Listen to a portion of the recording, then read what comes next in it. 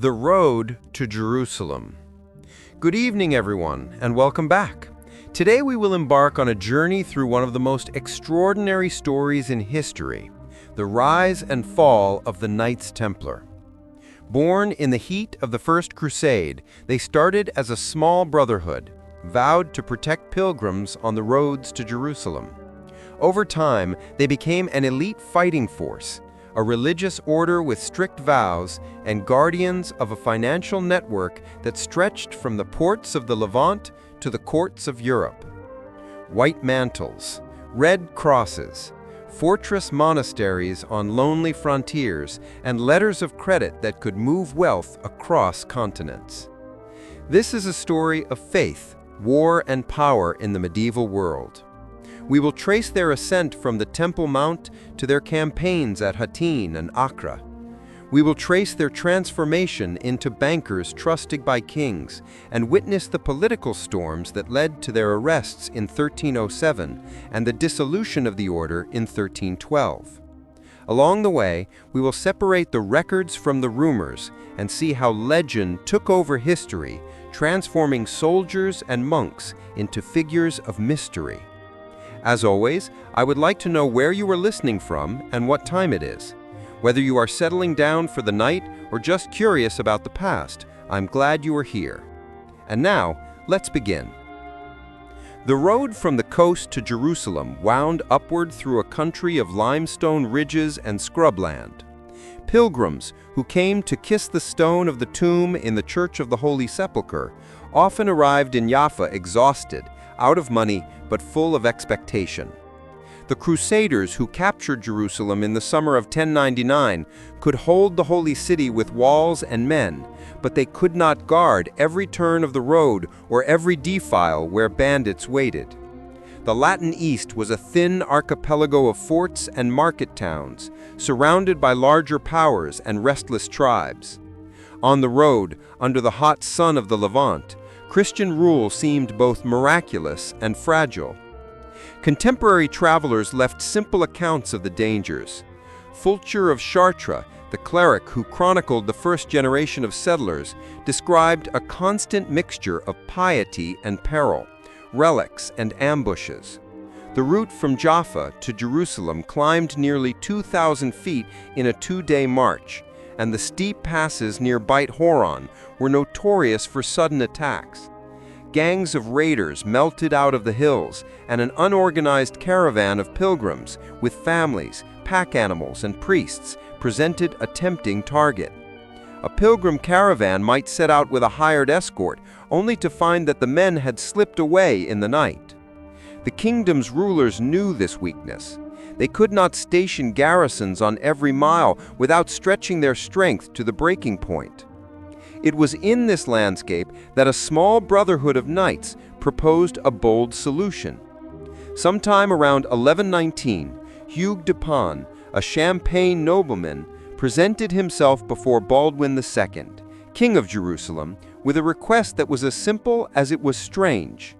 Hugues and a handful of companions would vow to live a spiritual life while remaining men of arms. They would station themselves not in a monastery, but on the open road. They would be poor by choice and obedient to the church, yet still live in the saddle. Their sole purpose would be the protection of pilgrims during their journey between the ports and the holy sites. A new chivalry was forming in the mind of Europe, and here, beneath the bright sky of Palestine, it sought a legal and spiritual home. Baldwin and the Patriarch of Jerusalem, Warmund of Picquigny, approved the plan and granted the men residence on the Temple Mount, in the great complex that the Franks associated with the biblical Temple of Solomon. Arab inhabitants called the building Al-Aqsa. The vaulted substructures beneath the mount, with their forests of stone columns and cool air, were taken by Western visitors for King Solomon's stables. It was from this setting that the name came, by which the Brotherhood would become known both in Latin charters and in Western tongues, the poor fellow soldiers of Christ and the Temple of Solomon. There were still few of them. Tradition gives the number 9. Their resources were meager. Their work began immediately. The novelty of the project is easy to miss because later centuries endowed the Templars with such splendor. In those first years, there was only scarcity and risk. The new brothers asked for arms. They rode and slept in the open. They guarded dangerous stretches of the road, scouted the passes, and studied the terrain with the eye of a ranger. In doing so, they fulfilled a function that the young kingdom could not provide on its own. The kings of Jerusalem could plan campaigns and hold cities, but the country needed a policing force on the country roads, and a discipline that would not disappear with the harvest. The Templars, as they were soon called, offered exactly that. Monks in arms. The choice to live as monks in arms was a spiritual venture as well as a strategic one. The Church had long struggled with the ethics of warfare. Augustine argued for the possibility of a just war. Warriors could be instruments of order, not predators, if they fought under legitimate authority and for the defense of the innocent. Nevertheless, the adoption of vows of poverty, chastity, and obedience while wearing a sword raised questions that challenged the authority of bishops and abbots. Monks renounced the world. Knights governed it. Could a man be both?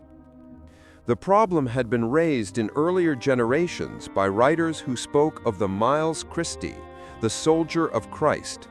But in Jerusalem, this idea emerged from the treatises and ended up on the road. The early Templars adopted a life that looked like a monastery with barracks attached. They rose before dawn for prayer services, then mounted their horses. They ate in common and were called to simplicity in food and clothing. They financed themselves not through rent or tithes, but through the mistaken charity of the faithful. Their poverty was not theatrical. The famous seal of the order, carved later in their history, shows two men sharing a single horse, a deliberate depiction of fraternal necessity. The brothers owned nothing personally. Their surpluses, when they had them, belonged to the mission. The mission was specific. Patrols rode out from the temple district with an escort of sergeants and local guides. They timed their departure to meet arriving ships at the ports of Jaffa and Acre. They learned which caravan master kept order and which one took bribes. They cultivated informants in the hillside villages and paid attention to rumors as carefully as they did to royal charters. In this sense, the Templar vocation was investigative as well as military. It required a feel for the human pattern. If pilgrims were being robbed near a specific cistern or at a particular turn of the road, the brothers learned to arrive there before the next caravan. Their presence yielded effects beyond the immediate patrol radius. Merchants began to speak of safer routes. Churchmen wrote letters from the east reporting a new confidence among the faithful. A family that had saved for years to reach the holy city now had someone whose entire life was organized around their safe passage. In exchange, the brothers received gifts that were both humble and symbolically rich. A guild in the west might send a wagon of grain. A woman of standing might donate a plot of land to support a lamp in the temple church or to feed a small garrison. These gifts, scattered across Europe, would later become the skeleton of a far-reaching network. In the beginning, they were lifelines. What the Brotherhood lacked in numbers, it compensated for with discipline. Even before a formal rule was drafted, the brothers placed obedience at the center of their common life. Orders were to be carried out immediately. Pride was to be curbed at the church door and on the field. The white mantle, which would later make the image of the Templars famous, was not yet part of their identity, but the idea behind it was already present. They wanted to be seen as men set apart from the world. The road was their monastery. The sword was their tool. Pilgrims were their charge.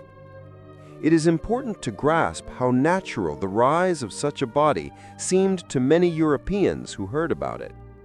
The 12th century loved lists of good works, feeding the hungry, clothing the naked, ransoming captives, protecting travelers, and burying the dead, all figured in sermons and in the practical moral thought of the time. The Templars transformed one of these works into a total vocation. They protected travelers in a perilous land with a permanence that individual lords could not match. The church in Jerusalem, still figuring out how to manage a city of shrines that drew the world to its doors, found in them a ready hand. The Brotherhood's first patron after the king and the patriarch became success itself. Pilgrims began to arrive in greater numbers. The ports on the coast buzzed. Hospices multiplied. The improvement was uneven, and violence never disappeared, but enough people reached the holy city safely to spread the story. With rumors came support. Men who wanted to fight for Christ but could not leave Europe sent money or land.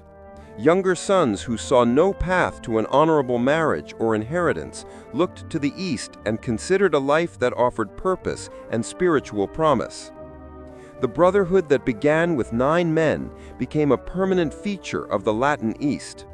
We can trace this period through charters and a few brief narratives, a gift here, a privilege there, and a note that a small group of brothers was seen escorting a dignitary or riding with the royal column.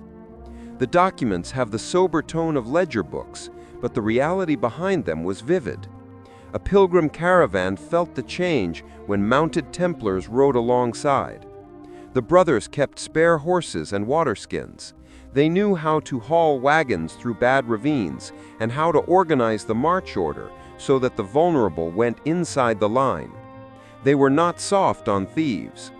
Their presence announced to everyone on the road that the roads were subject not only to chance. The spiritual imagination of Europe responded in kind. Sermons began to include the new brotherhood in prayers. Chroniclers marveled at the paradox of kings whose wealth was in renunciation. The image of riders quartered on the Temple Mount had a biblical charge that was hard to resist. The connection to Solomon gave an aura of antiquity and wisdom to an order that was actually an innovation, as if the past itself had cleared a space for this experiment in consecrated power. The risks never lessened. The Latin kingdom always struggled for men and money. Raiders probed the borders. Alliances shifted with the seasons. A patrol could ride out in good order and not return. The first generation of Templars accepted this calculation as part of their vow. They understood their life as a kind of public trust. In exchange for this trust, they asked for the freedom to serve without distraction. This request in the next stage of their history would attract the attention of the greatest churchmen of the West. For now, we leave them as they began, a small company quartered on the Temple Mount, their food simple, their equipment serviceable, not splendid. Their eyes fixed on the road between the sea and the city. Their answer was to a specific problem, born of a specific time and place.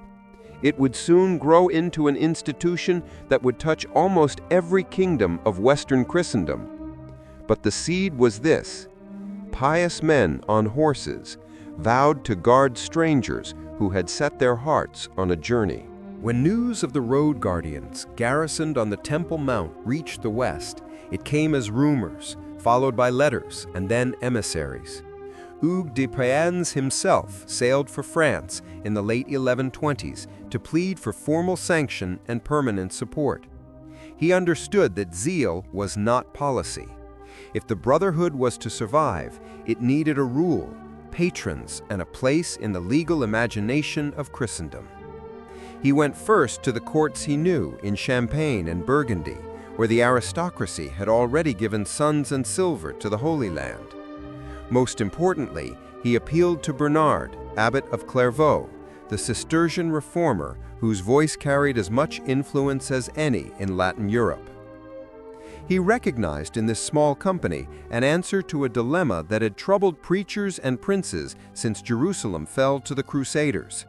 Knights could be instruments of order, but too often they were instruments of vanity. Bernard's treatise in praise of the new knighthood, De Lauda Novae Militae, addressed to Hugues, gave the movement a theology and a tone. He contrasted the worldly warriors who fought for pride and plunder with these new soldiers who fought for pilgrims and shrines and who submitted their will to obedience and prayer. The image was striking. A knight who renounced luxury and the pursuit of ambition, who slept in a common hall and ate from a wooden bowl, who rode out not for a feudal feud, but for a vow, could be a monk and a warrior without contradiction. Bernard did not invent the order, but he baptized its idea in the language of reform, and that blessing mattered. With Bernard's backing, a council was convened at Troyes in Champagne in January 1129. There, bishops, abbots, and learned clerks considered the proposal to recognize the poor fellow soldiers of Christ as a religious order. The discussion led to the creation of what historians call the Primitive Rule, a short Latin text modeled on Cistercian discipline and adapted to the realities of mounted men who must live in community and fight when called upon. The rule forbade personal property. It set hours for prayer and for silence. It enshrined clothing as simple and unadorned, and later established the custom that the knight brothers would wear white as a sign of purity, while the sergeants and other brothers wore darker cloth. It prescribed that the brothers cut their hair short and wear beards and eat meat in moderation. It forbade hunting for sport, falconry, and gambling.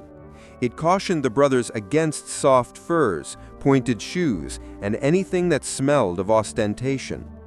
It instructed them to avoid the company of women in their homes and even their own families, lest affection open the door to temptation. All of it was designed to create a man vigilant, obedient, and free from the distractions that had ruined so many knights in the past. There was more to the rule than asceticism. It prescribed a chain of command that was meant to give the brotherhood cohesion over distance. At the top stood the master of the temple, elected by the brothers, surrounded by a small circle of officers whose titles already hinted at the coming activity. The seneschal for household oversight, the marshal for managing the war horses and training the men for the field, the draper for clothing the rank and file and managing the stores, the treasurer for guarding revenues and plate, the standard-bearer for the white banner with the simple cross.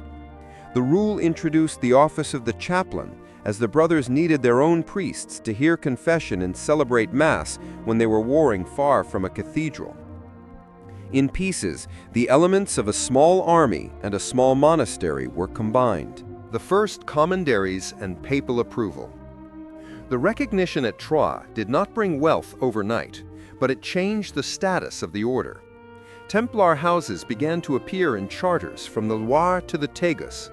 A noblewoman in Burgundy donated a mill and a meadow. An earl in Flanders offered rent from a market.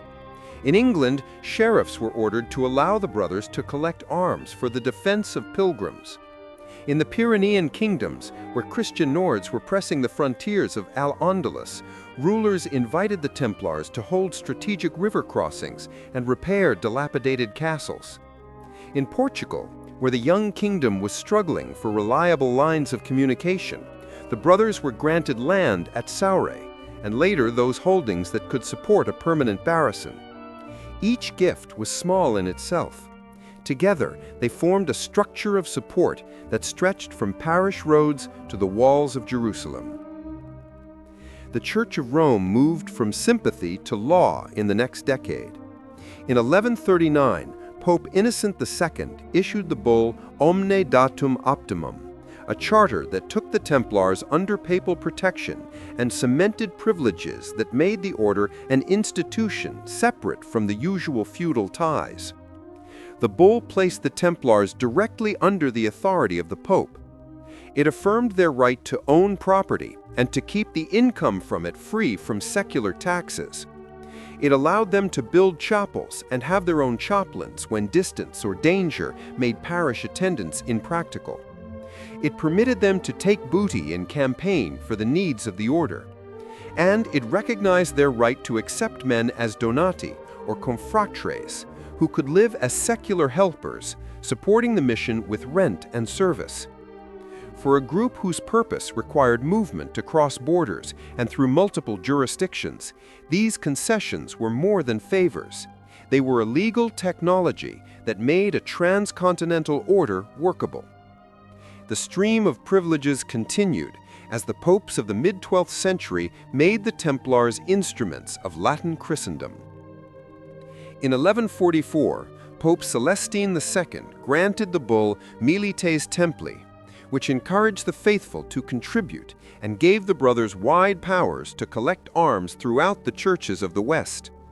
In 1145, Pope Eugenius III, himself a Cistercian and a friend of Bernard, issued Militia Dei, strengthening the order's right to have its own chapels and burial grounds, and confirming the independence of its chaplains from local bishops.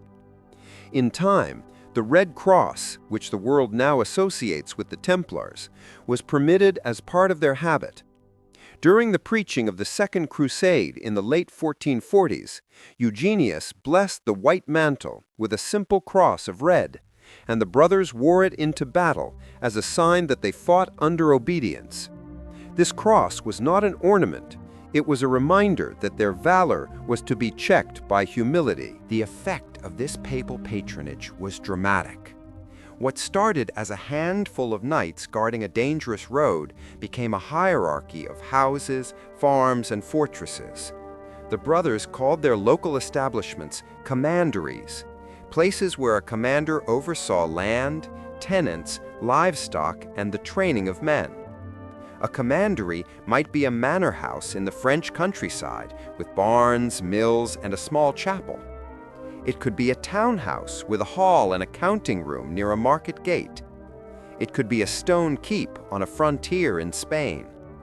Wherever the Red Cross appeared, people recognized that these were places where money, grain, horses, and men were collected and sent east under the seal of the temple. The rule's insistence on poverty did not mean the order remained poor. It meant that wealth belonged to the corporation and was spent with purpose. The officers signing charters learned to calculate rents, audit accounts, and time shipments according to the sailing season. The marshal learned what every successful cavalryman knows, that a spare horse at the right hour is as precious as a euro. The treasurer learned that a chest escorted by the brothers could traverse mountain passes in winter when ordinary merchants turned back. Slowly, a reputation formed. If you deposited money at a Templar house in one city, you could draw that letter of credit at a Templar house days or weeks later. The early versions of this practice were local and modest, but the principle was discovered. Reliability is its own currency. The order's moral authority grew with its administrative reach. Bernard's rhetoric helped, but so did the stories that came back from the roads. A caravan rescued from ambush near the Beit Horon Pass. A group of nuns safely escorted from the coast to Bethlehem. A winter convoy of food sent from Acre to Jerusalem, arriving without loss, despite snow in the Judean hills. Church councils began to grant indulgences to those who supported the work. Guilds resolved to donate the rent of a year to the temple to maintain a lamp in honor of the Passion. A peasant who had never seen the sea could fairly believe that his bushel of rye, sold at the village cross, might contribute a little to the safety of a stranger in the East. The Templars had critics. Cathedral chapters worried about the loss of tithes when donors gave to the order rather than the local church. Some bishops feared that an army free of their courts would destabilize diocesan authority. The popes responded by clarifying jurisdictions and reminding bishops that the Templars served a common cause. There were also concerns about secrecy, what vows were pronounced in a closed chapter, and what penances were imposed. But these concerns were common in a century that saw many new kinds of religious life. What the order offered in return was discipline, service, and proof of utility. By the time Hugues de Payens died, likely in the late 1130s, the order had a successor in Robert de Craon, a stream of recruits from the noble houses of France and England, and the beginning of a corporate memory. The brothers were already keeping cadastres of gifts and inventories of horses and armor. They had learned to accept an estate in one region not only for its income, but for its strategic position along a route that connected two other houses. They had learned to donate to a chapel not only for prayer, but because its sacristy could serve as a vault. They knew the value of the seal, and two images became common. One showed the Dome of the Rock, which they believed to be the Temple of Solomon. The other, two horsemen on one horse, a deliberate reminder that the order valued brotherhood over splendor. From the height of the Temple Mount, the brothers looked over a city that drew the world. Their success in winning papal protection and a rule was not an end, but a beginning. The discipline set at Troyes and the privileges granted by Innocent, Celestine, and Eugenius gave them the legal skeleton on which their body would grow. In the next generation, they would become not just road guardians, but garrison soldiers in the great fortresses of the Latin East and managers of an economic network that stretched from the barley fields of Yorkshire to the olive groves of Provence and the quays of Acre. The vow made by 9 men was on its way to becoming a European fact. The order that started as a road guard soon learned the wider grammar of warfare in the Latin East. In the first generation, the Templars escorted caravans and dignitaries. By the middle of the 12th century, they were expected to take the field alongside kings, garrison fortresses, and absorb losses that would break less resilient companies. Their habits were monastic, but their work required the cold mathematics of a staff officer. Horses had to be bred and bought. Saddles, chainmail, and spearheads had to be forged and repaired.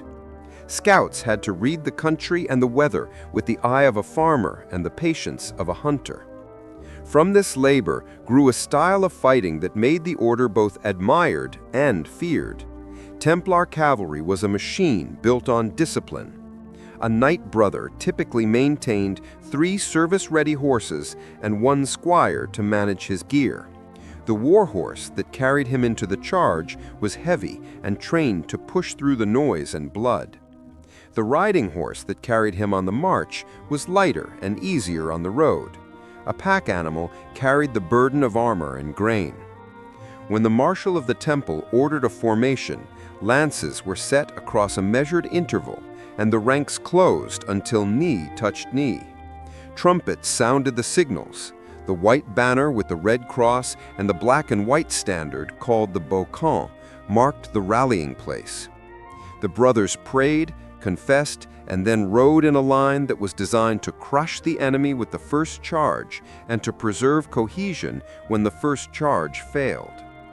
The order's rule, written in sober Latin, gives insight into the moral pressure under which the brothers fought. A Templar was forbidden to leave the field unless ordered to or unless outnumbered beyond all hope. Retreat was not a tactical convenience, it was a spiritual defeat, unless it was ordered for the sake of the whole. Medieval chroniclers savored the contrast between the Templars' silence at the outset and the thunder when the lances struck. The Turks and Arabs who opposed them were masters of feigned flight and the rain of arrows. The Templars learned to curb the instinct to pursue, because that instinct meant death. When the discipline held, the heavy charge created room for the infantry and allies to maneuver. When the discipline broke, the haste came at a high cost. Even in the earliest campaigns, kings trusted the order with difficult tasks.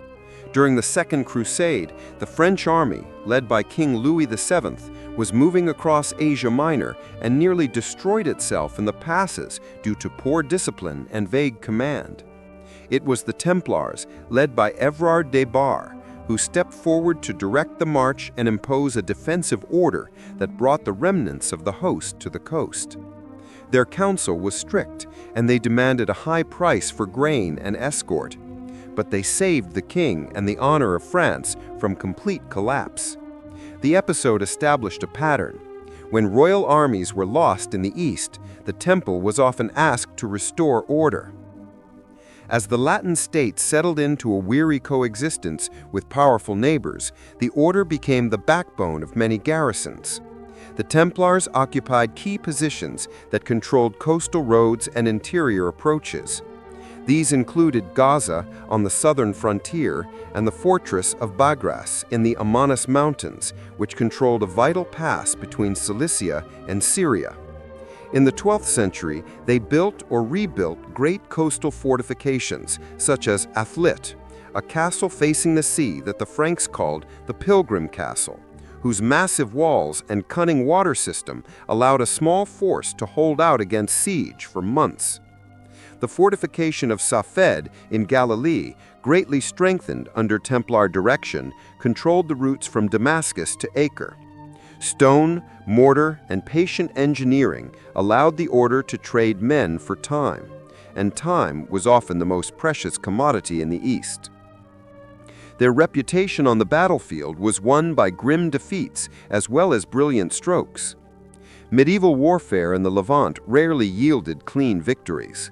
In 1177, when Sultan Saladin moved westward, a small Christian force led by King Baldwin IV made a desperate march and caught the enemy near Mongizard.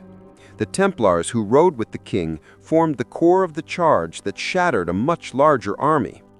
Chroniclers remember Baldwin the Leper displaying the true cross to rally his men. They remember the Templar line charging forward with the boucan. The victory was celebrated in every church of the West. Yet the same generation witnessed the disaster at the springs of Cresson near Nazareth, where an ill-considered charge by Templar and Hospitaller contingents led to the deaths of most of the brothers present. In these pages of triumph and loss, the order learned costly lessons about patience, scouting, and the necessity of holding the line even when the blood runs hot. The Iberian Front and the mixed force system. The order did not fight only in the Holy Land. On the Iberian Peninsula, where Christian kingdoms pressed south against the Almoravids and then the Almohads, Templar houses guarded frontiers and river crossings. The brothers helped hold the line of Tarragona. And in Portugal, the master fortified a new commandery at Tomar. In 1190, this strongpoint withstood a furious siege by the Almohad Caliph's forces, a defense that became part of the national memory of Portugal.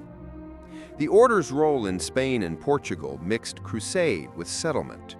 The brothers cultivated land and managed mills while they trained. They guarded the fords. They served as a mobile reserve that could answer alarms along roads that were not yet secure.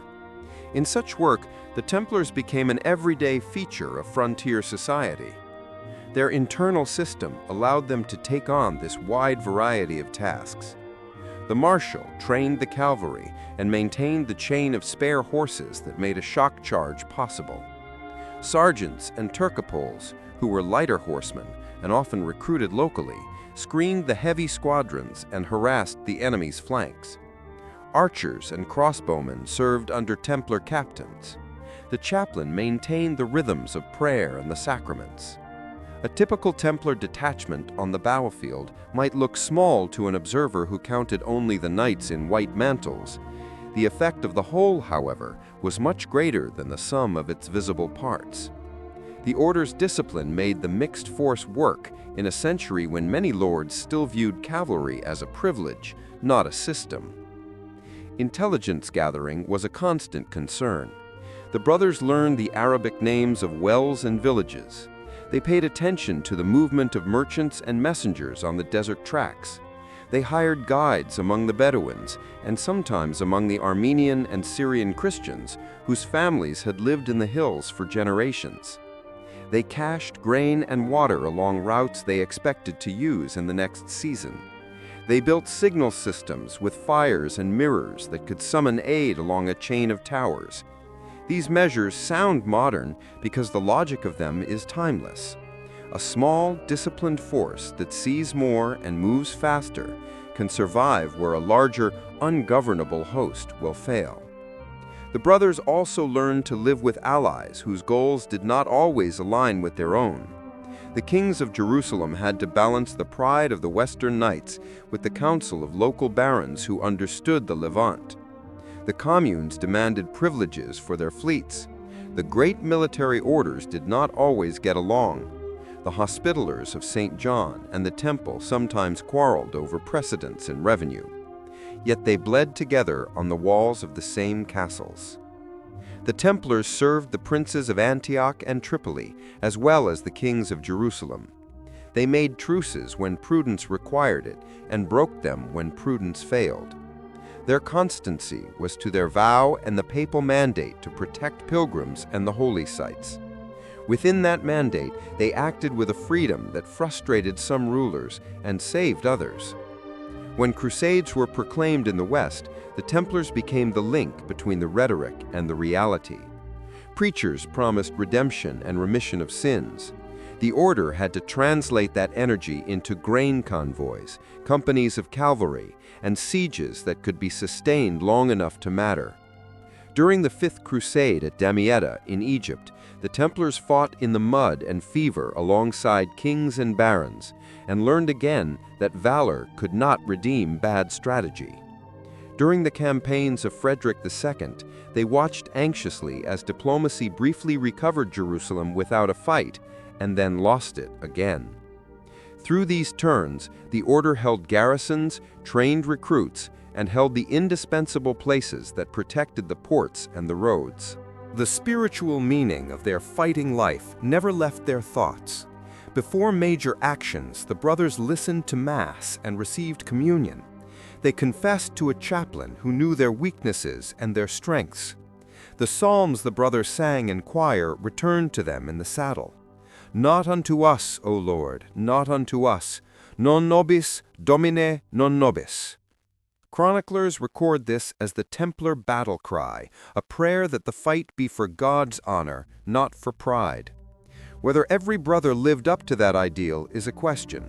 That the ideal shaped their discipline is not in doubt. By the end of the 13th century, observers could point to a record of rules that set the Templars apart.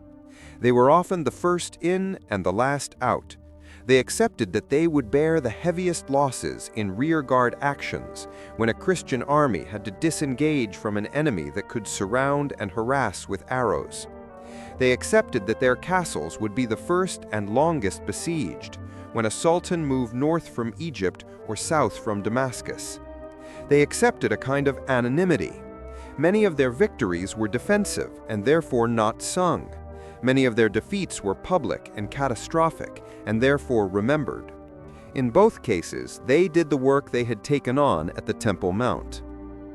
The soldier's face of the order was the one that Europe admired and supported. The other face, which will occupy the next part of the story, was the network of houses, farms, counting rooms, and ships that supplied the men and horses and carried news and money across the continent. The order could not have survived a single campaign season without this quiet architecture, and it could not have become the indispensable arm of the crusade without the reputation earned in the dust and smoke of the battlefield. The two faces were one body. The Bausikant flew over both. Behind the sound of hooves and the white mantle in the sun stood the quiet architecture of barns, counting rooms, ships, and sealed chests. The order that fought in Galilee and on the Nile was supplied by a network of manors and houses that stretched from the North Sea to the Mediterranean. The brothers called the local house a commandery. Each commandery was a small republic of labor. There were barns for grain and hay, vineyards on warm slopes, fish ponds and orchards, dovecotes for meat in winter, watermills on streams that seemed never to sleep. Tenants paid rent in coin and in kind. Wool from English flocks went to Flemish looms and returned as cloth for mantles and tents. Wine from Burgundy and the Loire filled barrels in the cellars of Acre. The order seldom bought what it could grow and transport with its own men. Administration gave integrity to this diffusion. At the center stood the master and his officers, but the practical strength of the temple lay in the provincial structure. Europe and the Latin East were divided into provinces such as France, England, Iberia, Italy, and Germany.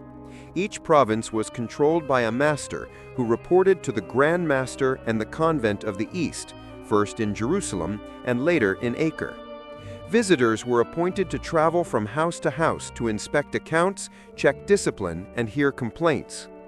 The rule, which started as a strict handbook for horsemen, evolved into a living code that detailed how to appraise a gift, how to seal a charter, and how to resolve a quarrel between brothers over a horse or a mantle.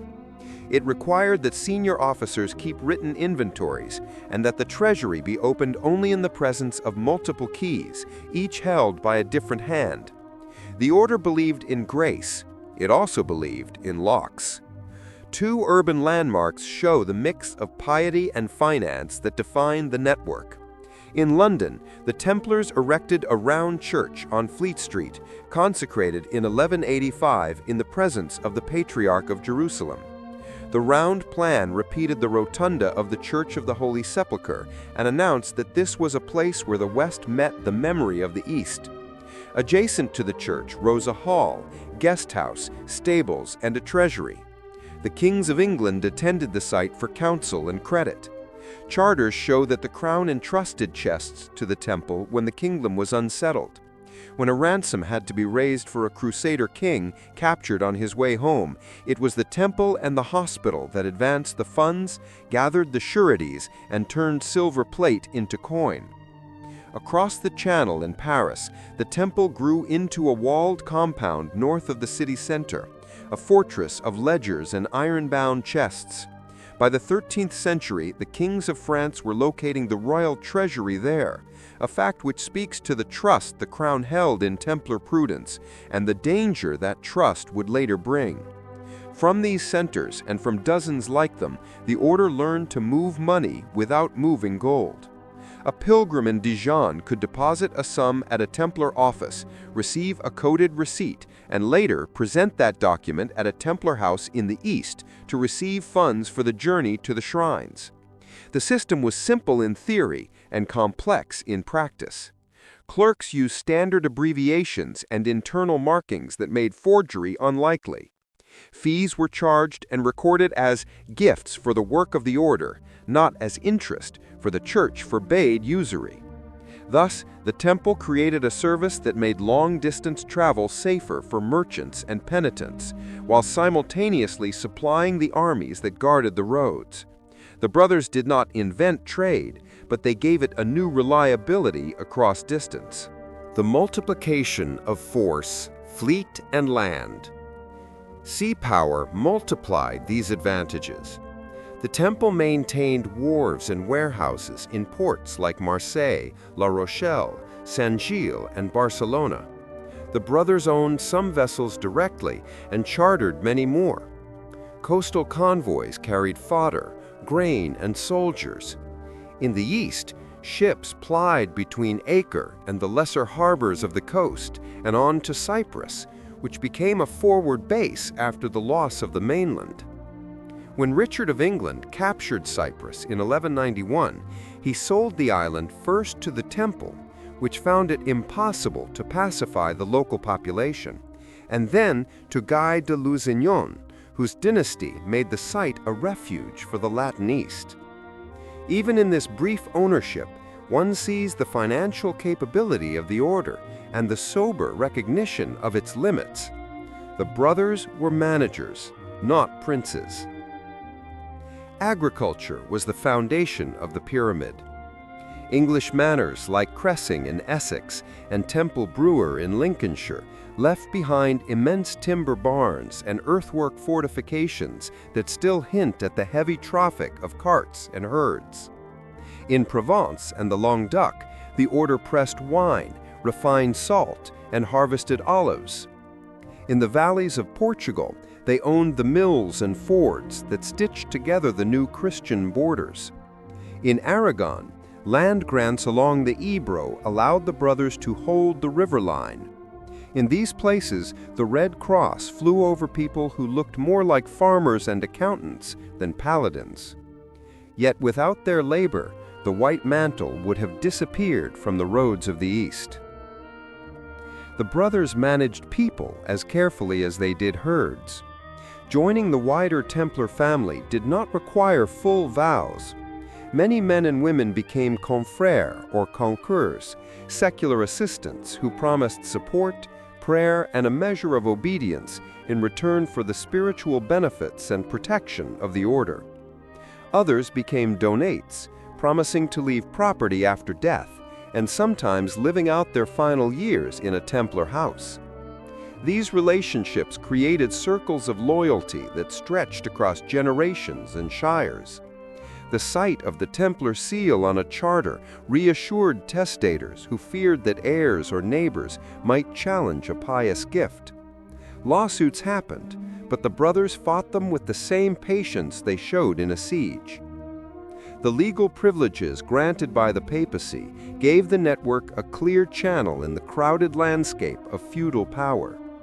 Exemption from many local taxes, freedom from feudal service to secular lords, the right to have a chaplain accountable to the order, not the bishop, the right to bury supporters in Templar cemeteries. All of this made the temple a jurisdiction within a jurisdiction. The privileges came with tension. Parish priests protested when parishioners asked for burial in Templar ground. Bishops complained that Templar chaplains ignored diocesan courts. Kings grumbled when wealthy men handed over manors to the Red Cross to avoid feudal duties. Popes adjudicated these disputes and usually decided that the common cause of the Holy Land outweighed local rights. The paper trail of these disputes is itself evidence of the order's reach, for only an active institution generates so many quarrels. The nervous system of the Crusade. Logistics. There were moments when the network acted as the nervous system of Crusader Europe. When a crusade was preached and a tithe was levied, the houses of the temple counted the coins and dispatched them to the ports. When an army was assembled, the order supplied carts, mules, and tents, and prepaid the wages of men who would not march without it. When fortresses in the east needed a cistern repaired before the summer, a preceptor in Poitou sold a section of vineyards to keep the work from stopping. Stories survive of brothers who arrived at a port with a sealed letter that opened the door to a warehouse already stocked for their use. The house had prepared the plan before the men reached the dock. Security was an obsession. The Templar treasury was often guarded by 3 locks, whose keys were held in different hands, so that no single officer could gain access to the treasure. Chests were moved with armed escort and only in daylight. When a noble entrusted the temple with jewelry or plate, it was placed in a chest within a chest, and the receipt was duplicated and kept in different rooms. The brothers learned to write a script that a stranger could read and learned to write it the same way every time. The dignity was not in beauty, but in clarity.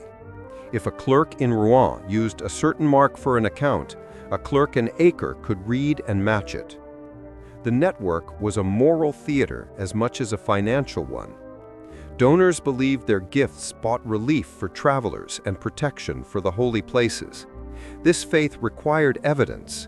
The temple provided it in the form of escorted caravans, rebuilt walls, and sober reports to patrons. In turn, the brothers were expected to exhibit the humility that Bernard had praised. Commanders were exhorted about their conduct toward tenants. The rule warned against oppression for the sake of gain.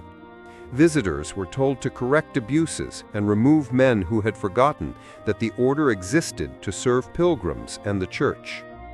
The reputation that led kings to entrust the temple with their treasury was subtly founded on the belief that the brothers themselves were subordinate to something higher than profit.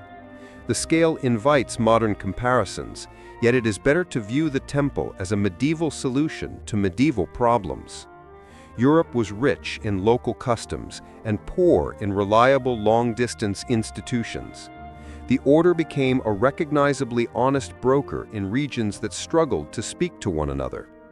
A London goldsmith recognized a Templar seal from Burgundy. A Portuguese frontier lord recognized the white mantle he saw in the royal host. A bishop in Germany recognized a papal bull that matched the one in his own archive.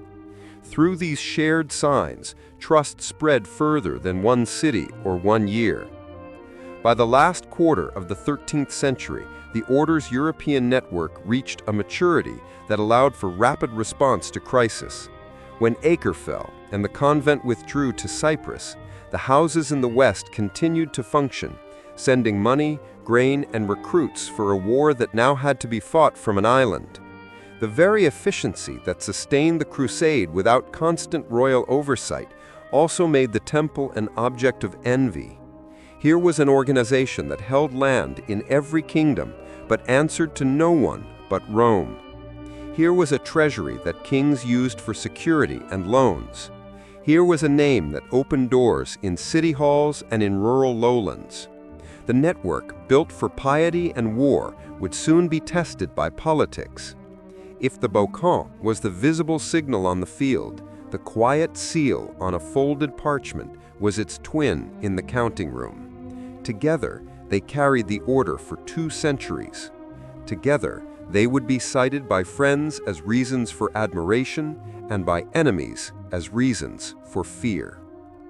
The next chapter will show this house of accounts next to the house of prayer and ask how the vows of poverty and obedience were lived by men whose daily lives required ledgers and contracts as much as lances. The life that formed inside the houses of the temple bound men of arms to a monastic routine. A bell or a wooden clapper summoned them before dawn, not to the saddle first, but to prayer. Matins and lauds in the dark, then prime with the rising sun. The chaplain read the Psalms and the Gospel in a simple rite that favored clarity over fluidity. The brothers stood with sheathed swords and furled lances, listening to words they knew by heart. They left the chapel with a blessing and attended to the work that gave meaning to their vows when the next call to the field came. The rule that governed them, which began as the modest document approved at Troyes, grew by additions into a handbook for a continent. It regulated the habit, the table, and the stable. Knight brothers wore white to signify purity, and later wore the red cross that was authorized by the Pope during the preaching of the Second Crusade. Sergeants and other brothers wore darker cloth. Fur linings, silk, and embellishment were forbidden. Pointy-toed shoes, bright laces, and any clothing that drew admiration were outlawed as temptations. A brother was to own nothing personally. If a gift was addressed to him, it belonged to the common treasury. Even letters from home were read with permission, lest personal affections become stronger than obedience. Meals were rituals of discipline. The rule required that the brothers eat communally and in silence while someone read aloud from a moralizing book. They sat in pairs and shared a single bowl to curb gluttony and teach fraternity. Meat was permitted but restricted, with fasts on prescribed days and charity to the poor from the kitchen door. Wine was diluted with water. A man who spoke out of turn or reached greedily might be sent to eat on the floor as a penance. The draper counted clothing and bowls as carefully as he counted mantles and saddle girths. For nothing was to be wasted and nothing was to be hoarded. The poor were to see in the order of the Templars not only soldiers, but men who maintain common virtues. Sleep came in a hall where arms lay within easy reach. The brothers were to sleep clothed in shirt and breeches, with a belt near hand and a knife nearby, a precaution that made sense in castles where night alarms were frequent. Candles burned while the men slept, because a sudden call in the dark breeds confusion and fear. Hair was to be cut short, beards were to be left. a visible difference from many cloistered monks and a practical protection in dusty campaign lands. The rule insisted on modesty in every gesture. It warned the brothers to avoid the company of women in their houses and to refrain from kissing even female relatives, an uncomfortable severity that reflected a fear that friendship might become a secret claim on duty. The community gathered for chapter every week. The brothers confessed faults, received penances, heard corrections, and discussed business. A man who failed in obedience might be temporarily stripped of the white mantle, a public disgrace that stung sharper than a fine. A man who put others at risk through recklessness might be put on a long penance or judged unfit for the line of battle. A man who secreted booty faced expulsion, for the rule was absolute concerning spoils. Everything taken in war belonged to the order and had to be accounted for by the officers who held the keys in common. The chapter also considered grievances from tenants and neighbors, for the temple was to be a just lord. Visitors appointed by the master traveled the houses to check accounts and discipline and to dismiss men who used the cross as a cover for pride. Hierarchy kept the discipline from becoming confusion. The master was elected by the professed brothers and advised by a narrow circle of officers. The seneschal managed the household. The marshal commanded the horses and the training for war. The commander of the land oversaw the estates and the flow of rent. The draper clothed the community. The treasurer guarded the chest and held the seals. The standard-bearer held the bocon and the rallying point on the field. The chaplains were a separate body, consecrated men who celebrated Mass, heard confessions, and maintained the calendar of feasts and fasts even when the house was under arms. The list seems prosaic until you imagine a house without any one of them. A cavalry order without a marshal is a ruin. A vow of poverty without a treasurer is a pious fiction. A brotherhood that fights without a chaplain endures despair. Training filled the hours between services and domestic tasks. A tilting yard set on packed earth allowed ranks to form and reform until the interval between lances felt like a habit of the body. The quintain turned on the tip of a training lance and penalized the rider who struck without following through. Archers tested the string in the courtyard and counted arrows in leather quivers. The farrier showed horses and inspected hooves every morning, for a lame horse broke the formation as surely as a coward broke the line. Squires who did not take vows learned to manage a knight's string of horses and to tighten a saddle girth quickly and delicately. The marshal's lists logged spare horses and harness with the same caution a banker shows to coins. The hierarchy of the stable and armaments. The horse was the brother's partner and the most expensive single item on any inventory list. The rule permitted several mounts for each knight brother, often 3 for combat and 1 for baggage, which followed under the squire's supervision. The war horse was trained to charge forward into a shield wall and to ignore the cry of the wounded and the drum of the fight. The riding horse carried the brother on the long roads between ports and castles. A pack animal carried the burden of armor and grain that the charge could not sustain. The stables had their own hierarchy. Barley and oats were measured out. Chaff was kept dry. Harness hung where moisture could not spoil it. Veterinary practice was simple but serious. Wounds were dressed with honey and wine. Hooves were trimmed and tempered with caution. A house that neglected its stable would be exposed in the first heavy campaign. Weapons and armor were strictly regulated. Mail had to be kept clean and rust-free. The rule forbade gilding and luxurious trim. Helmets had to be sound, lances balanced, swords sharpened, but worn as tools for the work, not as ornament. The armory was as vital to a commandery as its mill. When the call came from the east, the courtyard filled with chests and barrels whose contents had been accounted for months before the summons.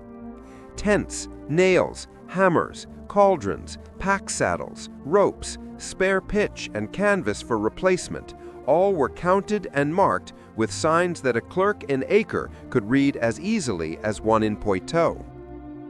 The order insisted on a rigid moral line that made the tournaments and casual games of the knightly class impossible. A brother was forbidden to participate in jousting for sport, to hunt for pleasure, to keep hawks, or to attend great fairs in the manner of a lord looking to show off. These renunciations were not a scorn for chivalry. They were about focus. A horseman who chases glory in tournaments is tempted to chase glory in battle when the marshal needs him to hold the line. A commander who spends his days at display forgets to count the bread for the winter. The temple wanted soldiers whose reflex was obedience, not performance. Recruitment brought men of many languages and customs into this rule. The rule established conditions for entry. A man had to be free-born, not a serf hiding from a lord. He had to be free of debts that would follow him into the house. He could not be married, and if widowed, he could not have living children who depended on him. He could not be bound by previous vows elsewhere unless properly released. Former soldiers came with scars. Younger sons came with a hunger for honor. Some men entered as sergeants, not knights, a path that admitted men of more humble origins to the fighting life and to the order's table. All novices went through a trial of months, during which officers watched for pride and malleability. The ritual of profession placed the white mantle on the shoulders only when the community judged that the man understood the cost. The discipline was both moral and administrative. Plunder was the most sensitive test. In many armies, a man who captured a horse or armor considered it his own. In the temple, everything flowed into the common treasury and was distributed back according to need. A brother who secreted plunder violated fidelity to the poor who had entrusted the order with gifts, and to the pilgrims whose lives depended on constancy. There were other tests. The rule forbade swearing and coarse language. It warned against gambling. It discouraged private friendships that might grow into factions. It required that disputes be brought to the chapter, not settled in the corridors. These restrictions were not a denial of personality, but a defense against faction. The order was transcontinental. It could not survive if a Burgundian whispered against an Englishman, or if a Provençal bullied a Portuguese in a corner of the courtyard. Charity and hospitality gave the monk in the soldier a place to act. Commanderies were required to feed travelers and to provision the poor with bread at the gate. When famine struck, the house was to sell plate before the tenants starved. The rule included the protection of widows and orphans among the brothers' obligations, a line that echoes the ancient concern of the Church for those without defense. The sight of a Templar house that dealt fairly with its millers and repaired bridges for the common good did as much to win support as any sermon in a cathedral. It is a truth of medieval life that justice is a kind of liturgy in the eyes of the poor. There were infirmaries for the brothers, for even the most resilient were struck down by fever and wounds. The surgeon might be a layman hired by the house, or a brother who had learned his craft before profession. He set broken bones, lanced boils, stitched cuts, and comforted the men who could not be healed.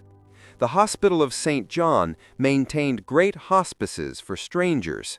The temple cared mostly for its own sick, but the boundaries between the two orders blurred on many roads where both gave water to the thirsty. The daily routine reached its highest tension when the call to the east came, or when the house itself faced danger. Then the slower rhythm of prayer and work accelerated without losing its form. Services were read in a shorter form. The draper issued mantles and armor, with an extra cloak for the night watch. The marshal checked the rolls. The treasurer produced the seals and the money needed to pay local carters and hire guides. The chaplain visited every brother to hear confession and grant absolution. Before riding out, the brothers knelt in the courtyard while the lines of the psalm were recited, Non nobis Domine. The standard was raised and took its place in the column. The house that had spent years training itself to live simply could now act quickly, without panic. All this order, from the common bowl to the chest with 3 keys, from the tilting yard to the counting room, was built to protect pilgrims and to hold the line against the enemies of the Latin East. It was also built to protect the brothers from themselves. The 12th and 13th centuries were full of admirable men ruined by vanity or carelessness with money, or a single reckless act in war. The temple sought to make these failures less likely by making obedience a habit and management a craft. When the time came that politics turned against the order and its privileges, these very habits would be counted as provocations by rulers who would demand service to the crown before service to the vow. The story now shifts from the internal life of the house to the public square, where patrons, kings, and prelates wrestled with the brotherhood that believed it answered to Rome and its own conscience. The tension between a vow that knows no borders and a kingdom that knows nothing else was a slow-burning fuse. From the earliest years, the Templars learned that survival in Europe required friends as much as fortresses. The vocation of the order was spiritual and military, yet its fate was woven into the decisions of kings, the concerns of bishops, and the moods of city councils. What began as gifts of grain and pasture grew into alliances that gave the temple an unusual reach and also an unusual vulnerability. A brotherhood that answered to Rome and lived by a vow now stood at the tables where princes traded. The list of early patrons reads like a map of power in 12th century Europe. In France, the Capetian court approved Templar appeals for land and immunity. In England, the Plantagenet kings treated the order with a practical trust that deepened over generations. Henry II favored the brothers, made use of their prudence. He stored funds with them, consulted them on matters of travel and security, and watched as they built the round church next to the Thames, whose plan replicated the rotunda of the Holy Sepulchre. That church drew nobles and merchants, as well as kings. Its guest house provided lodging for embassies. Its treasury sheltered chests that nobles feared to keep in their own castles. Under King John and Henry III, the royal jewels were sometimes deposited with the temple for safekeeping. This was not merely piety, it was politics. The use of a body trusted across borders to hold wealth out of the reach of a sudden raid or a volatile baronial faction. Across the Channel, the Paris Temple grew into a walled administrative city with a tower and halls and a counting room that kings and merchants frequented. Royal officials deposited tax receipts there when the countryside was restless. The order transported money transfers from the cities to the capital. When St. Louis planned his eastern expeditions, the temple and the hospital were as vital to logistics as any baron with his retinue. The brothers advanced money, arranged ships, and kept the accounting for the pledges. Even men who did not like the privileges the order enjoyed found themselves standing at a Templar office when the affairs of the kingdom required speed and secrecy. In Iberia, patronage took a different form because the political map was different.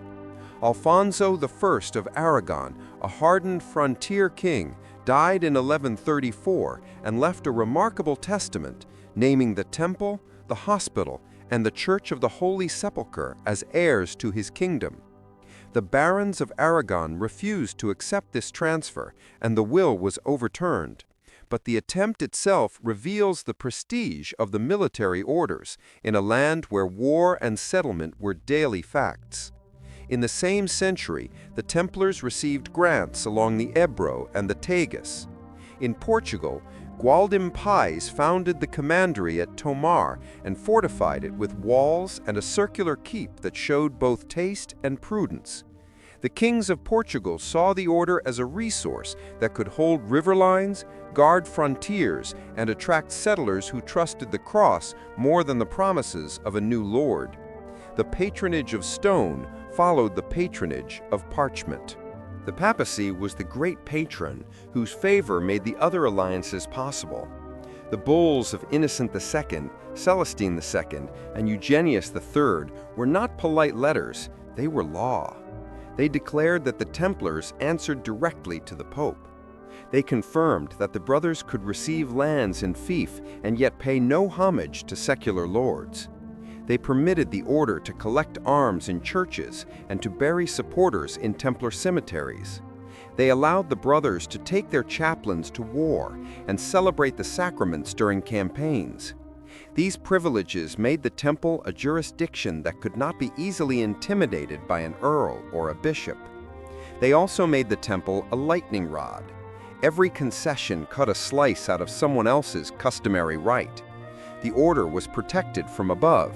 It could not expect affection from below. Diplomacy became part of the order's daily work because the temple had houses in all the major kingdoms and because its men moved faster than royal ambassadors. Masters of the temple served as envoys between kings who trusted their seals. They carried private letters over the Alps in winter when no ordinary courier would have dared the passes. In the east, they negotiated truces with emirs and sultans, sometimes on their own initiative and sometimes on the command of a prince who needed time. They arranged exchanges of captives and the ransoming of lords captured in reckless raids. When diplomacy failed, they advanced the silver for the ransom. When diplomacy succeeded, they escorted the first grain convoy through the newly opened gate to prove that the truce was real. The alliance with kings was never simple. A king supports what he can use. The discipline of the temple and its transnational reputation made it useful. The same qualities made it difficult to command. French kings used the temple as a banker and courier, but resented it when the brothers refused to open their books to secular inspection.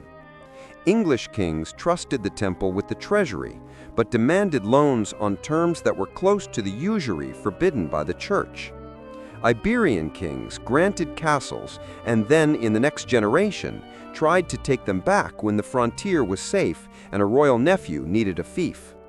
The officers of the order learned the art of resistance without offense. They appealed to the bulls and the charters.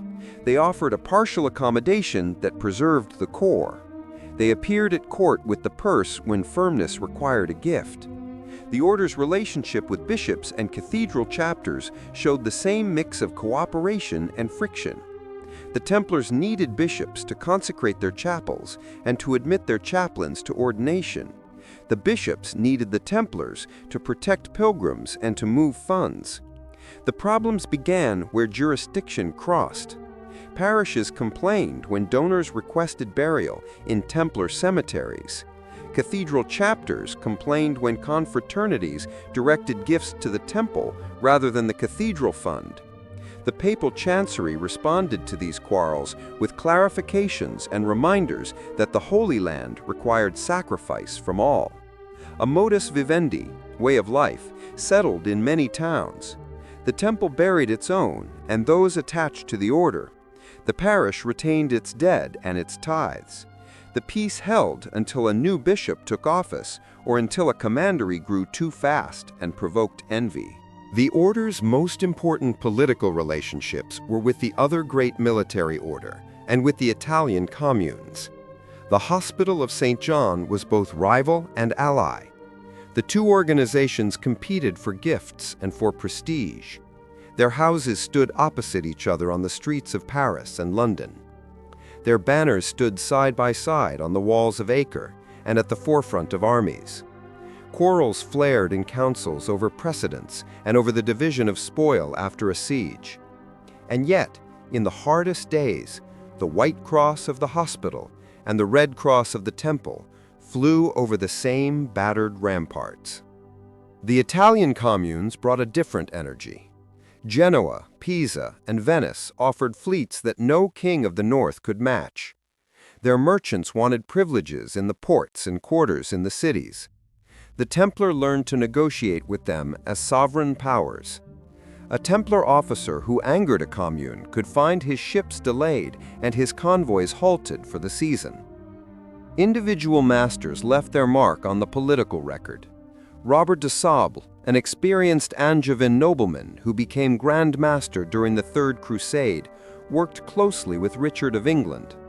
He organized the rapid transport of men and supplies along the coast and fought at Arsuf, where the Christian line held under the pressure of repeated attacks.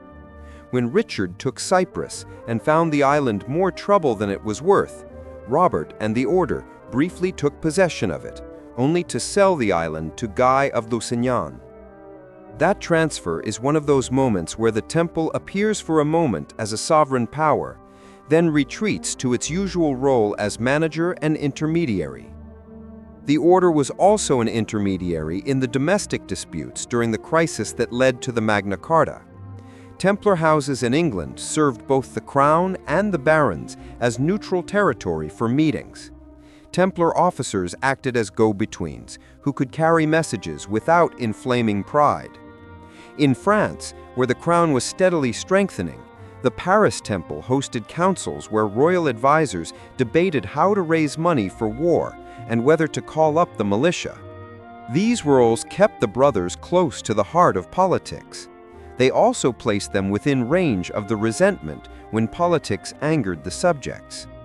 A man who hates taxes will eventually come to hate the place where he paid them. Because the temple moved money across borders, it had to navigate the law of usury. The church condemned the taking of interest on a loan as a sin. The order framed its services as gifts for the pious work or as fees for storage and transportation.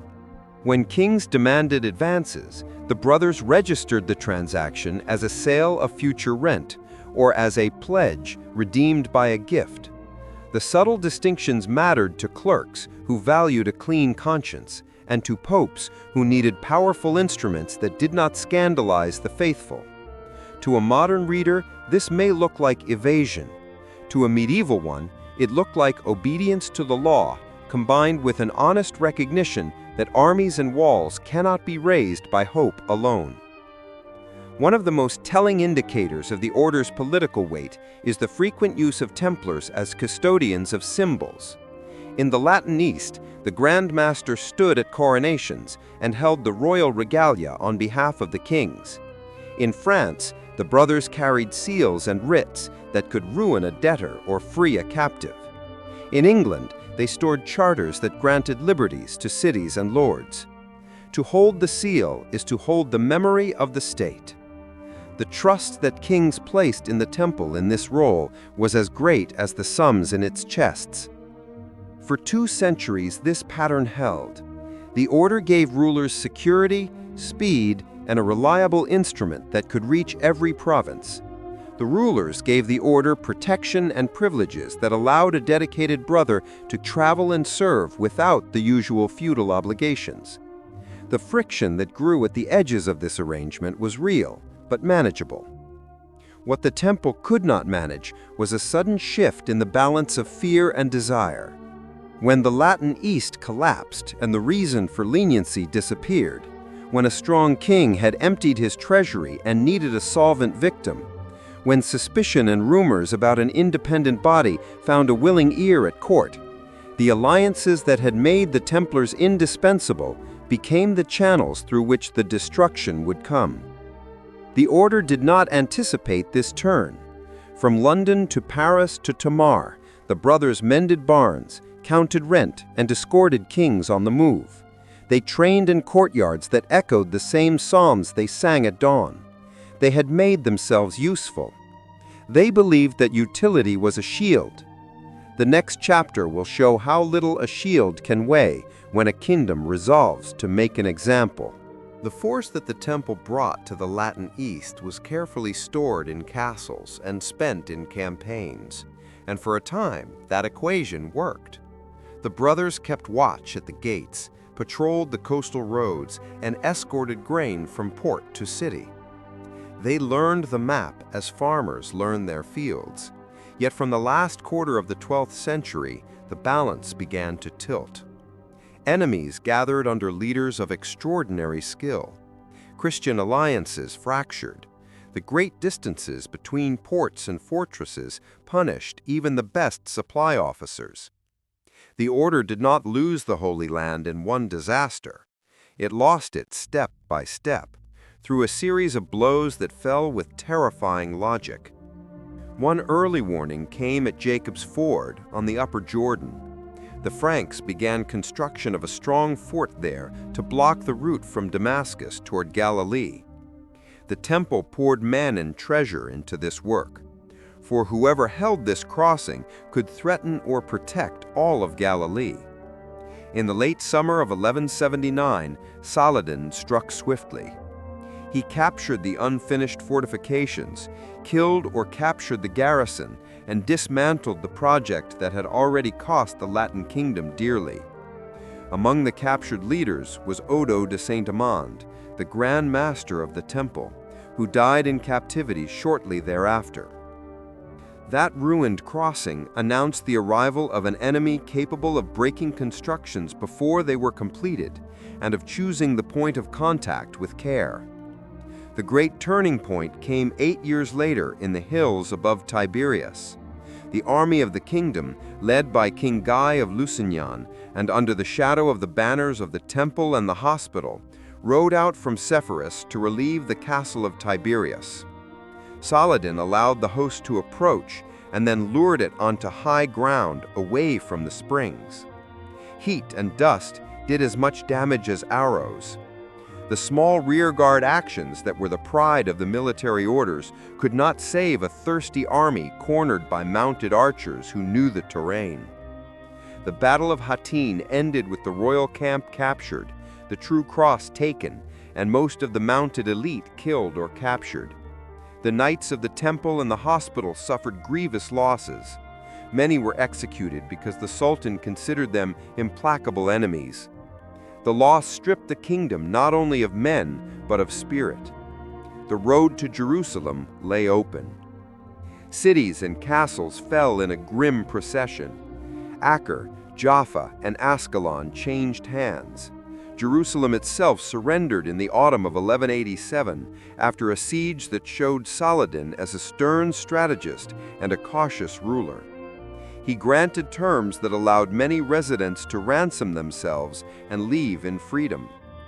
The temple lost its residence on the sacred hill that gave the order its name and identity. In the West, the news sparked a wave of penance and a new crusade. Kings took the cross. Banners hung in cathedrals. The order received gifts and orders to prepare ships. The storied loss was not yet the story of the end. The Third Crusade restored a measure of strength to the coast. Acre was besieged for nearly 2 years, a grueling contest of towers, trenches, and plague, in which the discipline of the temple paid for every inch of ground with blood. When the city finally fell to the Crusader host, the order re-established a base worthy of its ambition. Richard of England won a fierce field battle near Arsuf and secured the coastal road to Jaffa.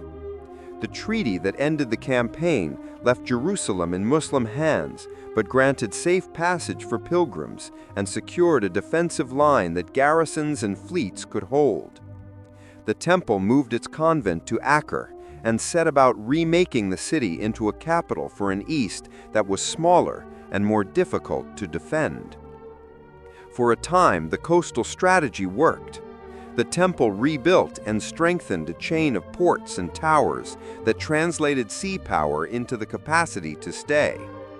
Engineers and masons, many of them in the service of the orders, erected sea-facing walls with round towers that resisted rams and sappers. In Idlit, called Castle Pilgrim, the Templars raised a great fortress on a rocky promontory whose cisterns and dams allowed a garrison to endure a long siege and a sudden storm. They shored up the old walls of Acre, separated their quarter with a massive donjon and landing places, and created secure warehouses where caravans could unload and load with predictable speed. The white mantle remained a common sight on the quays. Diplomacy bought intervals of peace. In 1229, Emperor Frederick II regained Jerusalem by treaty, a surprising exchange of words for walls. The Templar treated the deal reservedly. The city was not defensible without an outer ring of fortresses, and the Christians inside Jerusalem could be cut off whenever the Sultan wished. Templar officers were faithful to the papal mandate to protect pilgrims and shrines. Yet they had learned through bitter experience that a treaty that does not bring military advantage can leave men worse off when it fails. The following years proved this. In 1244, the city was sacked by forces from the east allied with Egypt.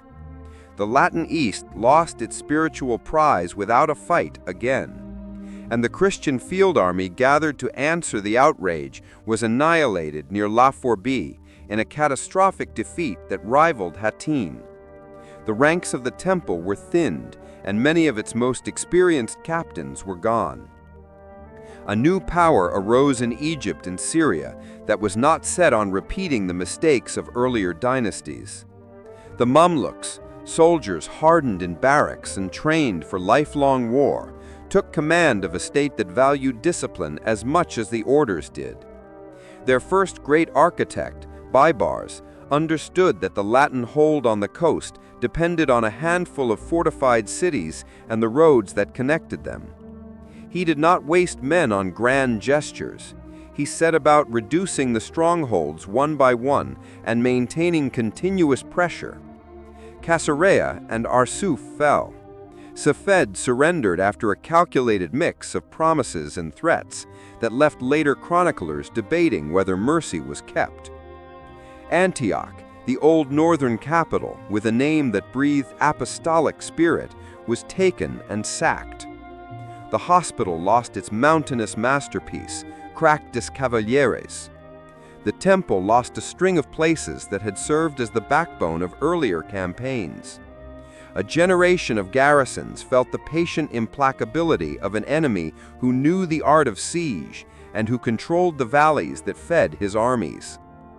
The Templars offered a partial accommodation that preserved the essence. They came before the king with a purse when firmness required a gift. The order's relationship with bishops and chapters showed the same mix of cooperation and friction. The Templars needed bishops to consecrate their chapels and to admit their chaplains to holy orders. Bishops needed the Templars to protect pilgrims and move funds. The problems began where jurisdiction overlapped. Parishes complained when donors requested burial in Templar cemeteries. Cathedral chapters complained when confraternities directed gifts to the temple rather than to the cathedral fund. The papal chancery responded to these quarrels with clarifications and reminders that the Holy Land required sacrifice from all. A modus vivendi, way of life, arose in many towns. The temple buried its own and those affiliated with the order. The parish kept its dead and its tithes. The peace held until a new bishop took office, or until a commandery grew too fast and provoked envy. Alliances and rivalries. The order's most important political relationships were with the other great military order and with the Italian communes. The Hospital of St. John was both rival and ally. The two organizations competed for gifts and for prestige. Their houses stood opposite each other on the streets of Paris and London. Their banners stood side by side on the walls of Acre and in the vanguard of armies. Quarrels flared in councils over precedence and over the division of plunder after a siege. Nevertheless, in the hardest days, the white cross of the hospital and the red cross of the temple flew over the same battered ramparts. The Italian communes brought a different energy. Genoa, Pisa, and Venice offered fleets that no king of the north could match. Their merchants wanted privileges in ports and quarters in cities. The Templar learned to negotiate with them as sovereign powers. A Templar officer who angered a commune might find his ships delayed and his convoys stalled for a season. Individual masters left their marks on the political record. Robert de Sablé, Grand Master during the Third Crusade, worked closely with Richard of England. He organized the rapid transport of men and supplies and fought at Arsuf. When Richard took Cyprus, Robert and the order briefly took possession of it, only to sell the island to Guy of Lusignan. This transfer is one of those moments where the temple appears for a moment as a sovereign power and then retreats to its customary role as manager and broker. The order was also a mediator in domestic disputes during the crisis that led to the Magna Carta. Templar houses in England served both the crown and the barons as neutral territory for meetings. Templar officers acted as intermediaries who could carry messages without inflaming pride. In France, where the crown was steadily strengthening itself, the Paris Temple hosted councils on which royal advisors discussed how to raise money for war. These roles held the brothers close to the heart of politics. They also placed them within reach of resentment when politics angered the subjects. A man who hates taxes will, in time, begin to hate the place where he paid them. Since the temple moved money across borders, it had to circumvent the law on usury. The church condemned the charging of interest on a loan as a sin. The order framed its services as gifts for the pious work, or as fees for storage and transport. When kings demanded advances, the brothers recorded the transaction as a sale of future rent or a pledge redeemed by a gift. The fine distinctions mattered to the clerks who valued a clear conscience. For the medieval reader, this looked like obedience to the law, coupled with a frank recognition that armies and walls cannot be raised on hope alone. One of the most telling indicators of the order's political weight is the frequent use of the Templars as custodians of symbols. In the Latin East, the Grand Master stood at coronations and held the royal regalia on behalf of the kings. In France, the brothers housed seals and writs. In England, they housed charters that granted liberties to cities and lords. To hold the seal is to hold the memory of the state. The trust that kings placed in the temple in this role was as great as the sums in its chests. For 2 centuries, this pattern held. The order gave rulers security, speed, and a reliable instrument. Rulers gave the order protection and privileges that allowed the professed brother to travel and serve without the usual feudal obligations. The friction that grew at the edges of this agreement was real, but manageable. What the temple could not manage was the sudden shift in the balance of fear and desire. When the Latin East collapsed and the reason for the indulgence vanished, when a powerful king emptied his treasury and needed a solvent victim, when suspicion and rumors about an independent body found a willing ear at court, the alliances that made the Templars indispensable became the channels through which destruction would come. The order did not anticipate this turn. From London to Paris and Tomar, the brothers were mending barns, counting rent, and escorting kings on the move. They trained in courtyards that echoed the same psalms sung at dawn. They made themselves useful. They believed that utility was a shield. The next chapter will show how little a shield can weigh when a kingdom decides to make an example. After Acre fell and the convent withdrew to Cyprus, the temple still looked formidable from the perspective of any European city. The round church stood next to the Thames. The Paris temple loomed like a second citadel north of the walls. The barns in Cressing held harvests that could fill a small fleet. And Tomar stood like a polished stone on the hills of Nabau. The seal of the 2 horsemen on a single horse promised humility. Nevertheless, the daily scene was one of order, coin, and mounted men. In this contrast lay the seeds of suspicion. The order was founded to guard pilgrims to the holy places. The holy places were gone from Christian hands. What remained was a disciplined body that paid no taxes to kings, maintained its own courts, answered only to Rome, and held the keys to chests that princes had used for years. Privilege, which was tolerable in the fervor of the crusade, became harder for rulers to swallow in the cool light of peace.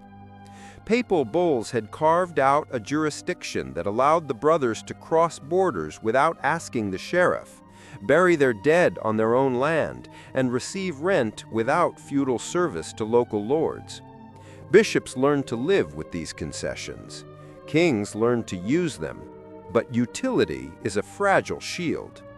In France, England, and the Iberian kingdoms, people who envied the order's reach or resented its independence began to speak more freely once the news from the East grew grim. Money sharpened every grievance. The temple became the banker of princes because it could be trusted to count without fear or favor. This trust created a network of obligations that no ruler relished. In France, a decade of war and showmanship left the crown heavily indebted to the brothers. Every new loan etched the dependence a little deeper into the record. The very sight of the Paris Temple Tower began to carry a sting. It was the place where the royal treasury could be safe, and it was the place that reminded the king of promises he preferred to forget. A language of complaint grew. Critics called the order a state within a state. They meant that a disciplined brotherhood, armed, wealthy, and global in reach, could not be allowed to sit above the feudal network that bound ordinary people. Parish priests complained that Templar chaplains ignored diocesan courts. Cathedral canons complained that confraternities sent their gifts to the temple fund rather than to the cathedral's repair. Sheriffs complained that a debtor who had given his lands to the Red Cross could not be forced to pay royal taxes. These were old quarrels, mitigated by the argument that the Holy Land required sacrifice. When the reasons for indulgence seemed to vanish with Acre, the quarrels sharpened their teeth. At the same time, plans for a new crusade raised another kind of politics. If the orders could not reconquer Jerusalem themselves, perhaps they should be merged under a single command that would concentrate resources and put an end to rivalry. The idea of merging the temple and the hospital had been whispered before. After the move to Cyprus, it found a powerful voice at the papal court. Clement V, a pope from Gascony who owed much to the French crown, was weighing plans in which a combined military order stood at the center of a new attempt on the Syrian coast. The hospital, under Falco de Villaret, had its own views. The temple, under Jacques de Molay, had its own. De Molay could accept cooperation, but not merger, arguing that rivalry was often a stimulus to valor and that a monopoly bred complacency. Lying beneath the debate was a simple arithmetic. A unified order would own every strong house and every counting room from Scotland to Sicily. A king who already grumbled at one independent military order would not love two under a single banner. As the debate dragged on, rumors found cracks to penetrate. The Templar initiation was private, as the initiation of any vowed body must be if the vows are to be solemn. In better years, the secrecy was a simple matter of decorum. In scarcer years, the secrecy fed invention. The order's old enemies, men dismissed for misconduct or fallen from favor, whispered that strange rites hid behind the white mantle. Enemies at court began to collect such talk as if it were evidence. A dismissed servant from a Templar kitchen told the story of spitting on the cross. A layman punished for theft told the story of kisses in the chapter house. A debt-ridden clerk told the story of a head kept in a chest and venerated in the dark. The catalog reads like a handbook of medieval slander, familiar from cases against heretics and Jews in times of stress. It flourished because the order's chapters were closed to outsiders, and because the accusation of secret sin is the simplest way to turn the righteous into villains. The wider climate did not help. The early years of the 14th century saw kings press hard against the privileges of the clergy. The long struggle between Boniface VIII and Philip the Fair showed that a determined crown could inflict damage on papal pride. Boniface had thundered that every human creature was subject to the Roman pontiff. He died a prisoner in all but name. Clement V moved the center of papal administration to Avignon. French influence on papal policy was seldom stronger. In this setting, it was vital that the French crown looked at the temple and saw not holy poverty, but liquid wealth and a wall between the crown and the chests inside. There was also a habit of crisis finance. When a ruler needed to replenish his treasury, he looked first to groups whose property could be seized without driving the countryside into revolt. A decade earlier, the French crown had expelled the Jews and confiscated all that could be confiscated. It had also shaken down the Lombard merchants, men whom many in the streets envied for their prosperity. The temple stood next in line in the minds of the stern men who solved political problems with arrests at dawn. The order's Paris compound was within the city limits, but not part of it. Rumor had it that its vaults were full. Its officers could not flee to a foreign king for help because their obedience belonged to Rome. For their part, the brothers in Cyprus and the West believed that their record still spoke loudest. They maintained garrisons in Iberia. They transported coin and grain as before. They looked after their tenants and performed services. They trained in courtyards that rang with the same psalms sung in Jerusalem. Jacques de Molay had come to the West to seek support and to answer questions about the merger and reform. He brought with him the habits of a soldier who trusts plain speech and expects a fair hearing.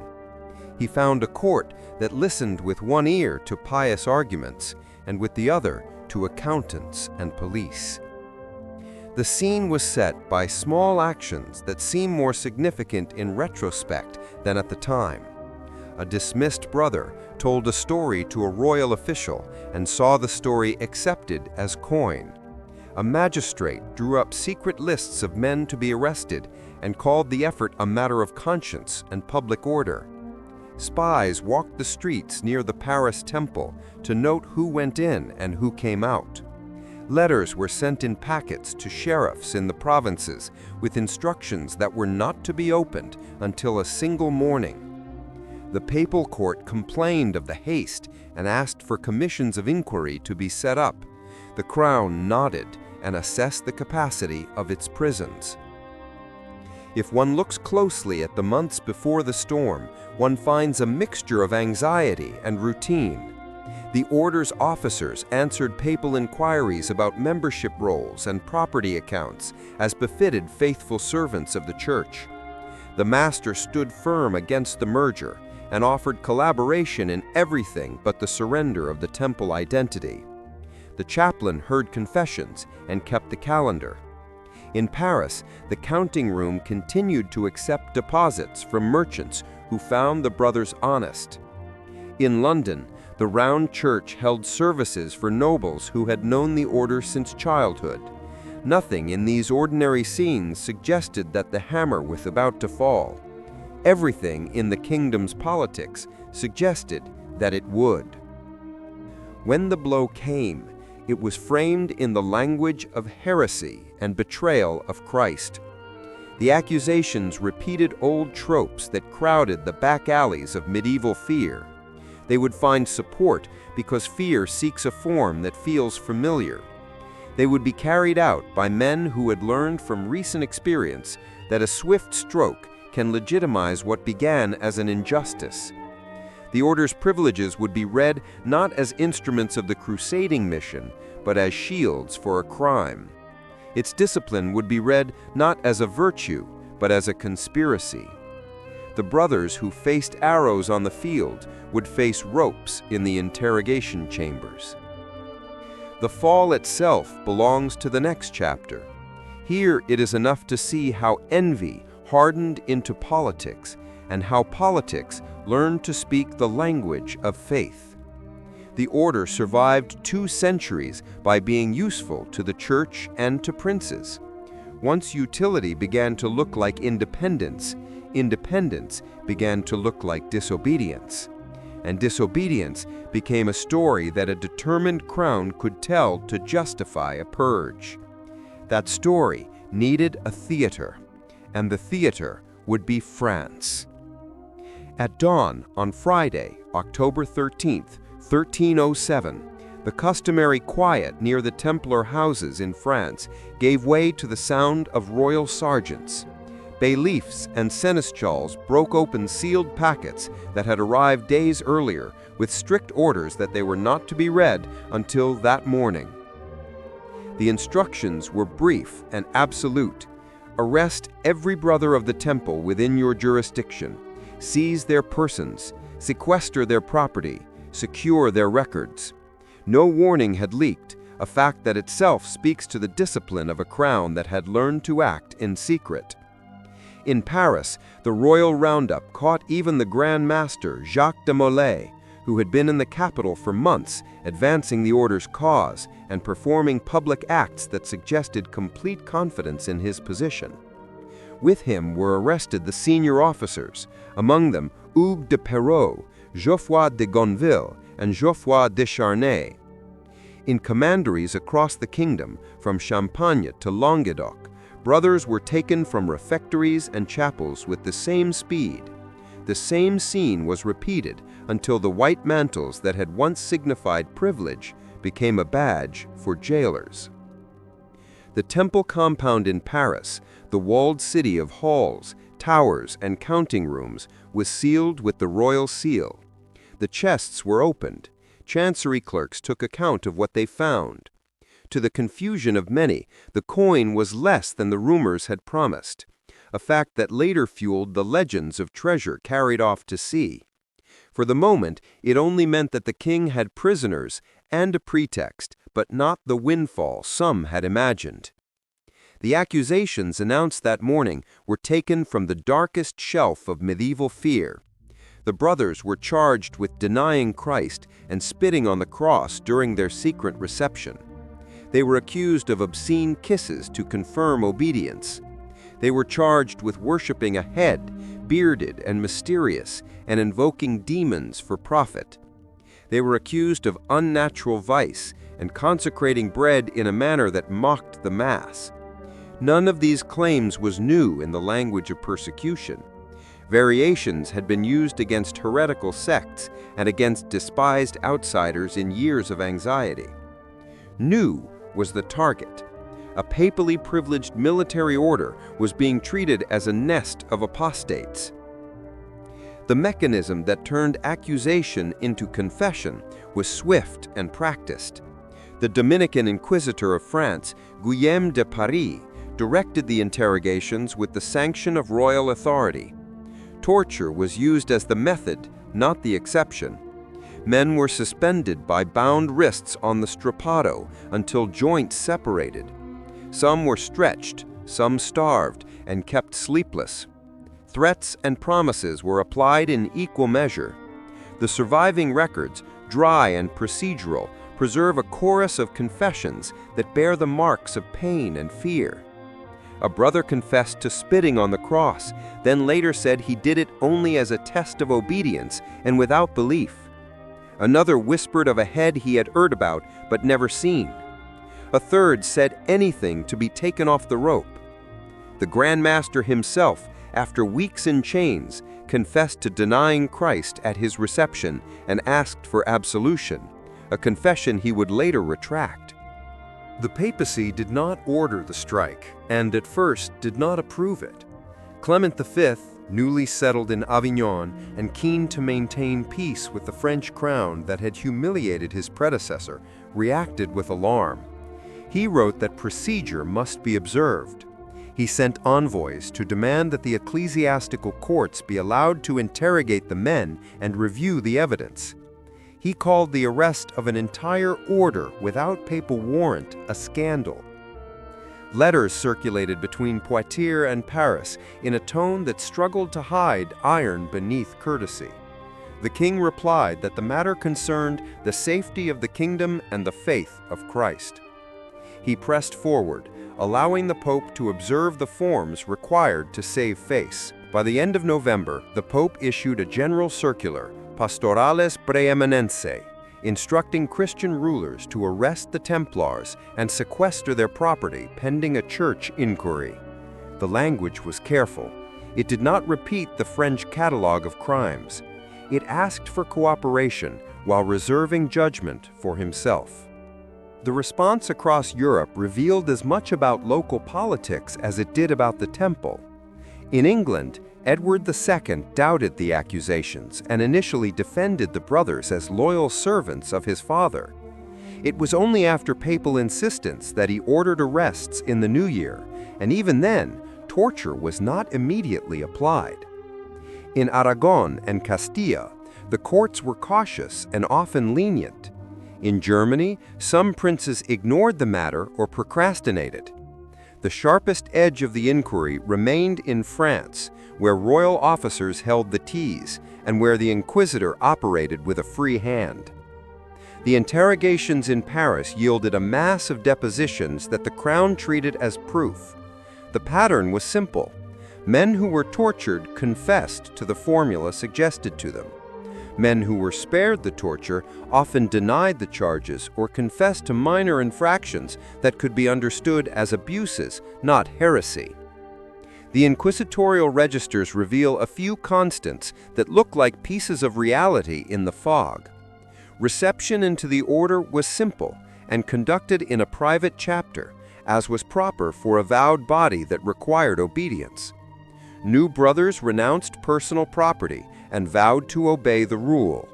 There were strict warnings to avoid any talk that might bring scandal upon the order. The vow of secrecy regarding the ritual itself was customary. This secrecy became the lever with which enemies pried open the structure and poured in their own fabrications. Some scenes from those months have a private texture. In the Paris temple, a notary entered the chamber where a chest held relics, papers, and small items that donors had given. He catalogued them by the light of a single window and noted nothing that carried the weight of the grand accusations.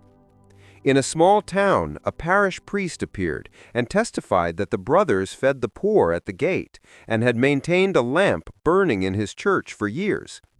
His words carried little weight against the mass of coerced confessions.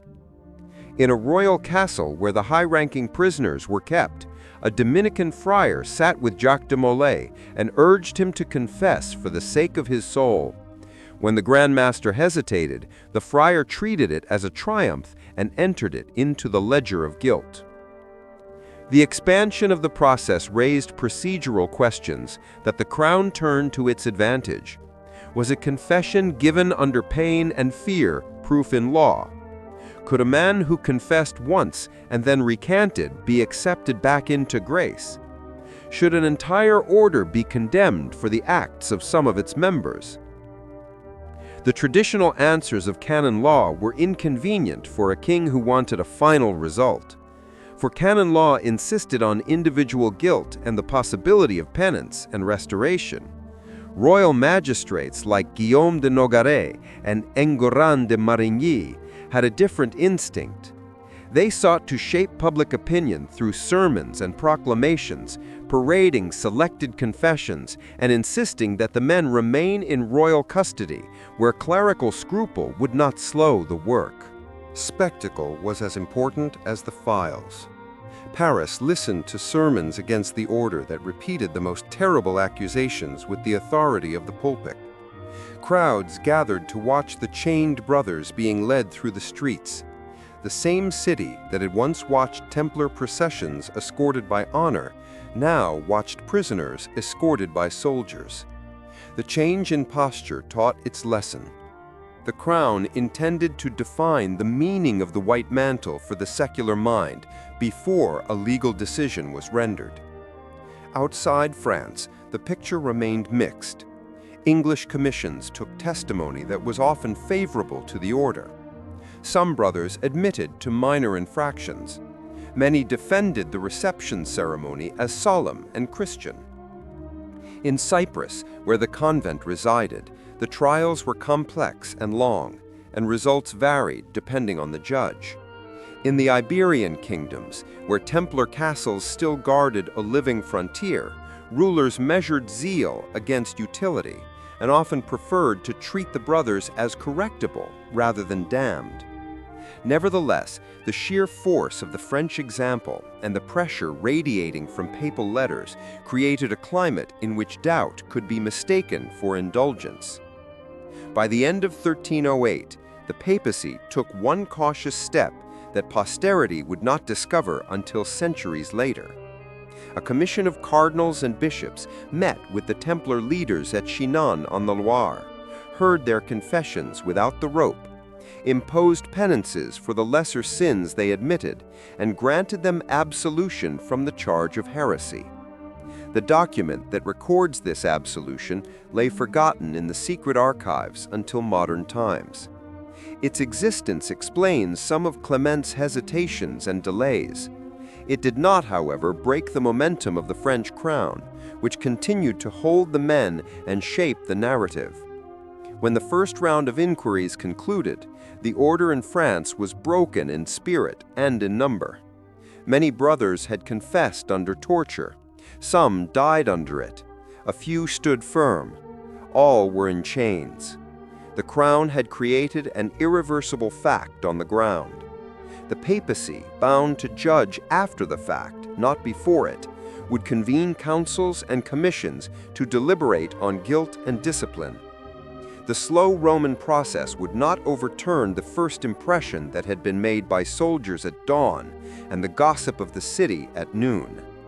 The Templars had faced massed armies and siege engines. They had survived summers of flies and winters of starvation. They had survived the fall of a kingdom and learned to rebuild from ports and islands.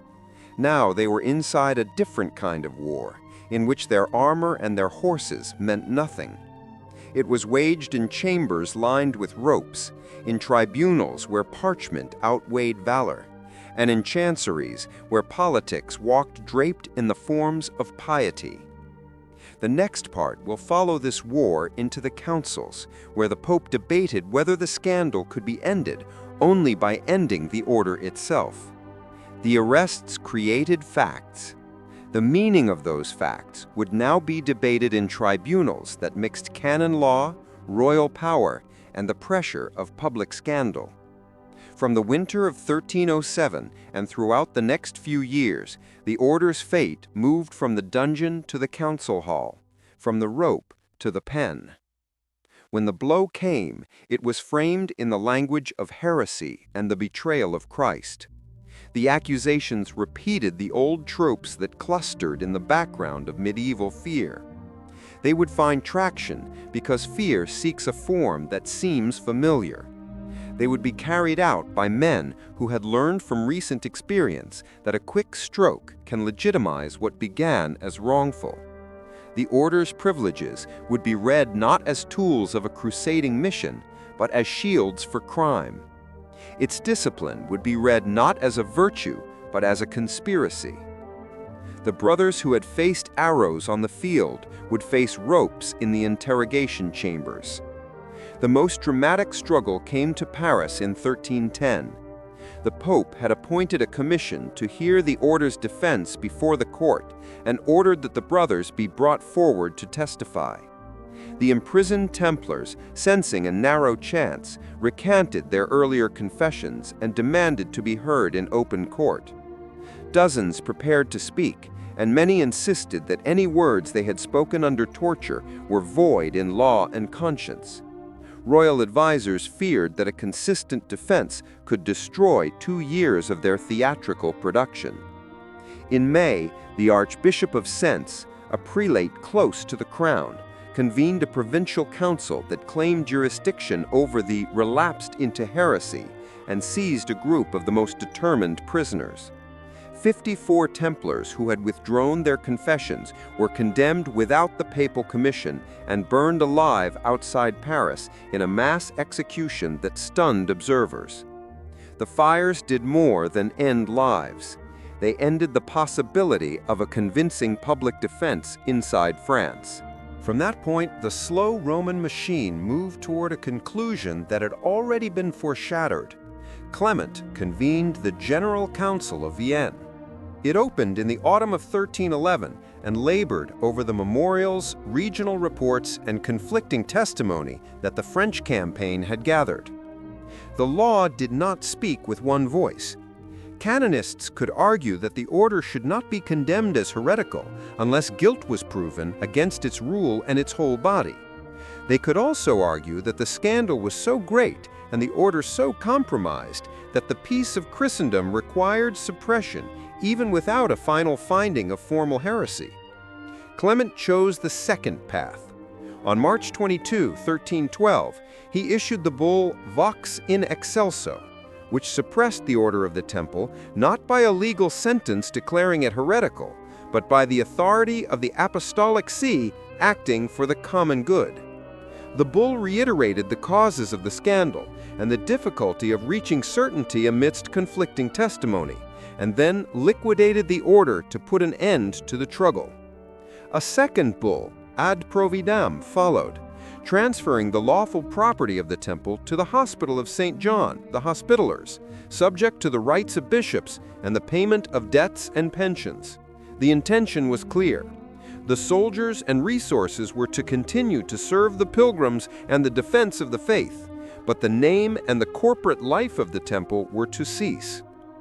The execution of these bulls across Europe gave a portrait of the continent's politics. In France, the crown claimed reimbursement for the great expenses of the arrests and trials and appropriated much of the movable property and income in the name of compensation. French royal officials administered many of the holdings for years before the Hospitallers received full possession, and some were never fully recovered. In England, the Hospitallers eventually received most of the Templar lands, although the crown withheld rent and movable goods to pay for its own expenses, and former brothers were maintained on small pensions. In the Crown of Aragon, papal diplomacy and royal interests led to a different solution. King James II and his advisors did not want such a large frontier force concentrated in the hospital, and they petitioned for the creation of a new body that would inherit the Templar legacy in the kingdom. After negotiations, Clement authorized the creation of the Order of Montesa in 1317, a regional military order that absorbed the Templar estates in Valencia and Aragon and continued the fight on the Ebro and the coast. In Portugal, King Dinas had already defended his Templars as faithful servants against the Moors and asked for a legal way to preserve their work without the tarnished name. In 1319, John XXII approved the Order of Christ, which received the former Templar holdings and personnel. In the following century, this order would become the engine of Atlantic exploration. In other parts of Europe, from Germany to Italy, the transfers were slow and often partial, with local lords seizing the chance to keep a mill here or a manor there when oversight weakened. While the estates changed seals and chanceries copied inventories, the leaders still in royal hands waited for their final judgment. Jacques de Molay remained a prisoner in Paris, along with Geoffroy de Charnoz, preceptor of Normandy, and several other dignitaries.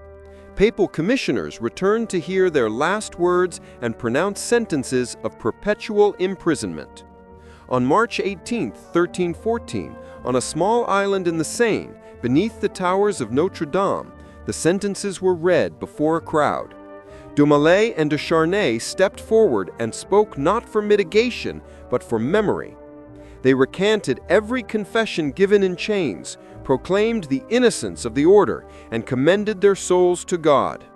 In the logic of the time, a relapsed heretic who renounced a confession at the foot of the scaffold could not be reconciled. Royal officials ordered immediate execution. That evening, both men were burned. Chroniclers saw in the act a sudden bravery that washed away months of humiliation. Legend soon added a final scene: the Grand Master crying out from the stake to summon the king and the pope to divine judgment within a year. What is certain are the swift events. Pope Clement died in April. King Philip died in the late autumn after a hunting accident and a seizure. These deaths, so neatly framed by later writers, belong to providence in the medieval sense and to coincidence in the modern.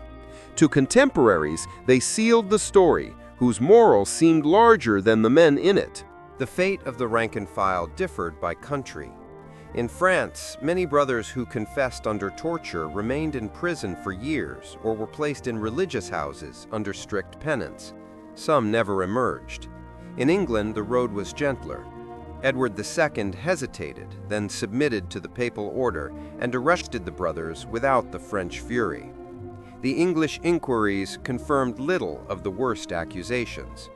Most brothers were released to live quietly on small stipends, and in time many were absorbed by the Hospitallers. In the Empire, the map was a patchwork. Some princes paid little attention. Others convened courts that ended in penances, not flame.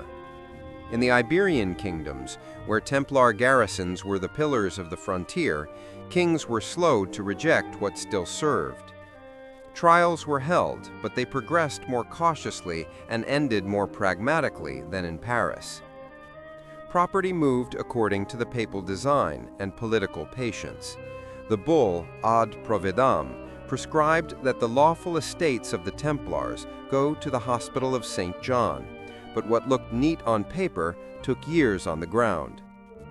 In Aragon, King James II secured from the papacy the creation of a new body that would inherit the Templar estates in his kingdom.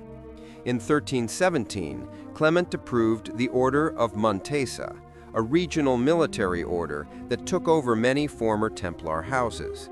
In Portugal, King Denis put forward an even more considered plan.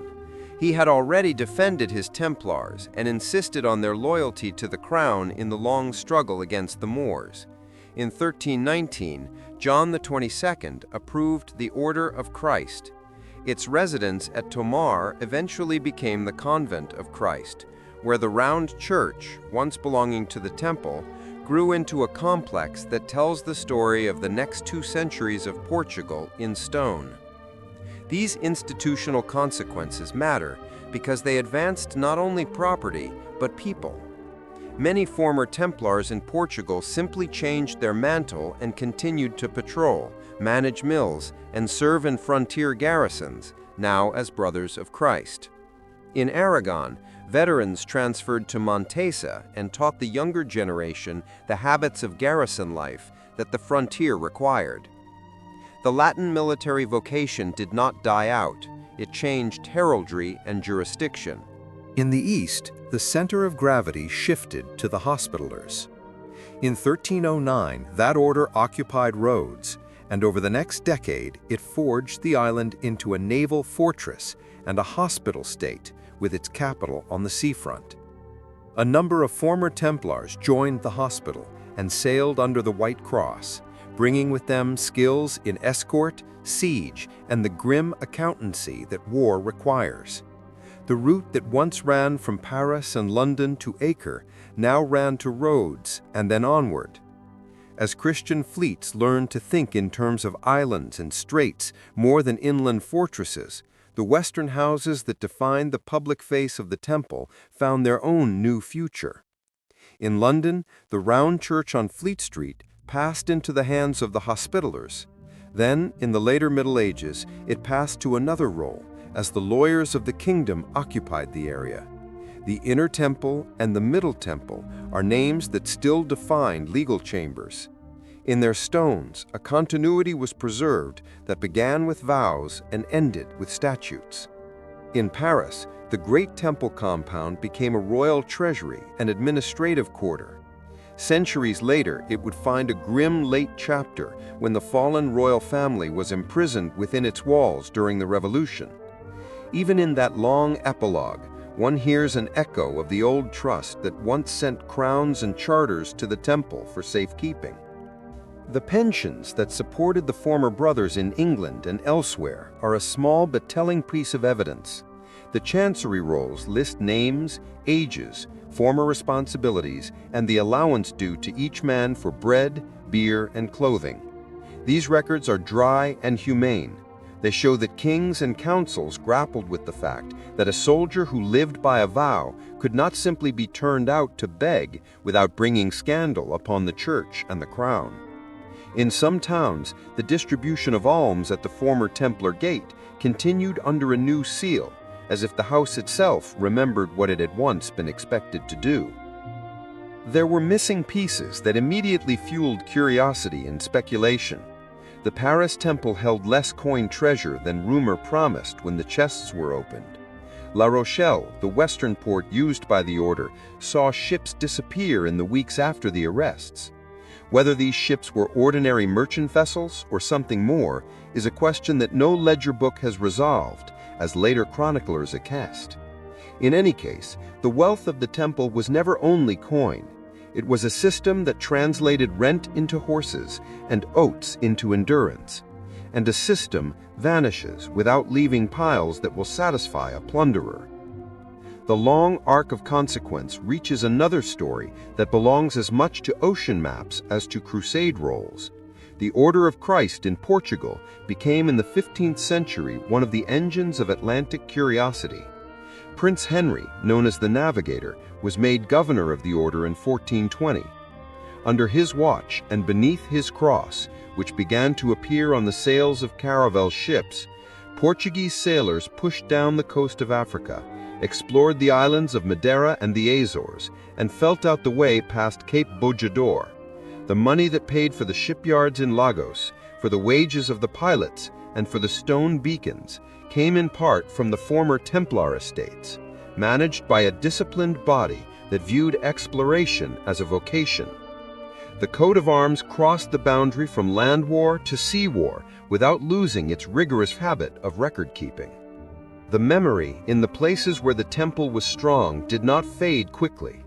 In Tomar, the round church with its carved capital still stands at the center of a complex that grew like coral around a living polyp. In London, the effigies in the round part of Temple Church, Victorian as we see them now, point back to the medieval habit of burying men of service beneath the slabs of a holy place that echoed Jerusalem. In Portugal and in Aragon, the place names that carry the word temple or Montessa mark the old geography of protection. In many parishes, the church rolls record the gifts that once paid for the lamps, and then pass to another order with a simple rubric written in a clerk's hand. What remains most striking in the aftermath is the regularity with which ordinary life reasserted itself. The baker owed rent to a house that had changed masters. He paid. The notary copied the inventory and changed one heading.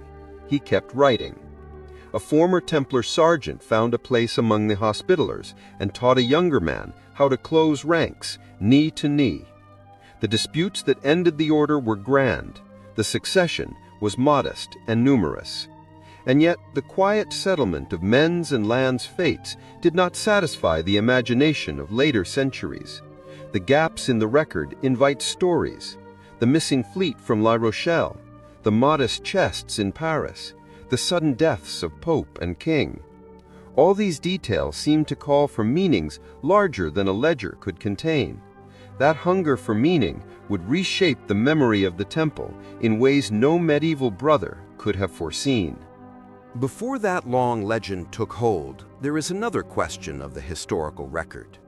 It concerns the transition from institution to myth and the preservation of a name that outlived its offices. The legal disappearance of the temple did not end its story. It changed the medium in which the story traveled. Parchment and ledger gave way to sermon and novel, to antiquarian curiosity, and later to an industry of popular myth. The brothers who kept meticulous accounts of oaths became characters in novels and rituals in lodges. What was a rule and a network became a symbol that Europe repeatedly reshaped to fit its fears and hopes. The first generation after the suppression kept the memory raw. Preachers used the case as a warning against pride. Chroniclers debated whether the brothers were the victims of a greedy crown or sinners who had strayed from the path. The Paris compound remained the treasury, which ensured that the word temple remained in the vocabulary of money and power. In London, the Round Church continued to serve as a living parish and a reminder in stone that a house once tied to Jerusalem still stood by the Thames. These were memories anchored in place, sustained by walls and gravestones and the routine of city life. As the centuries turned, the theme of secret survival emerged.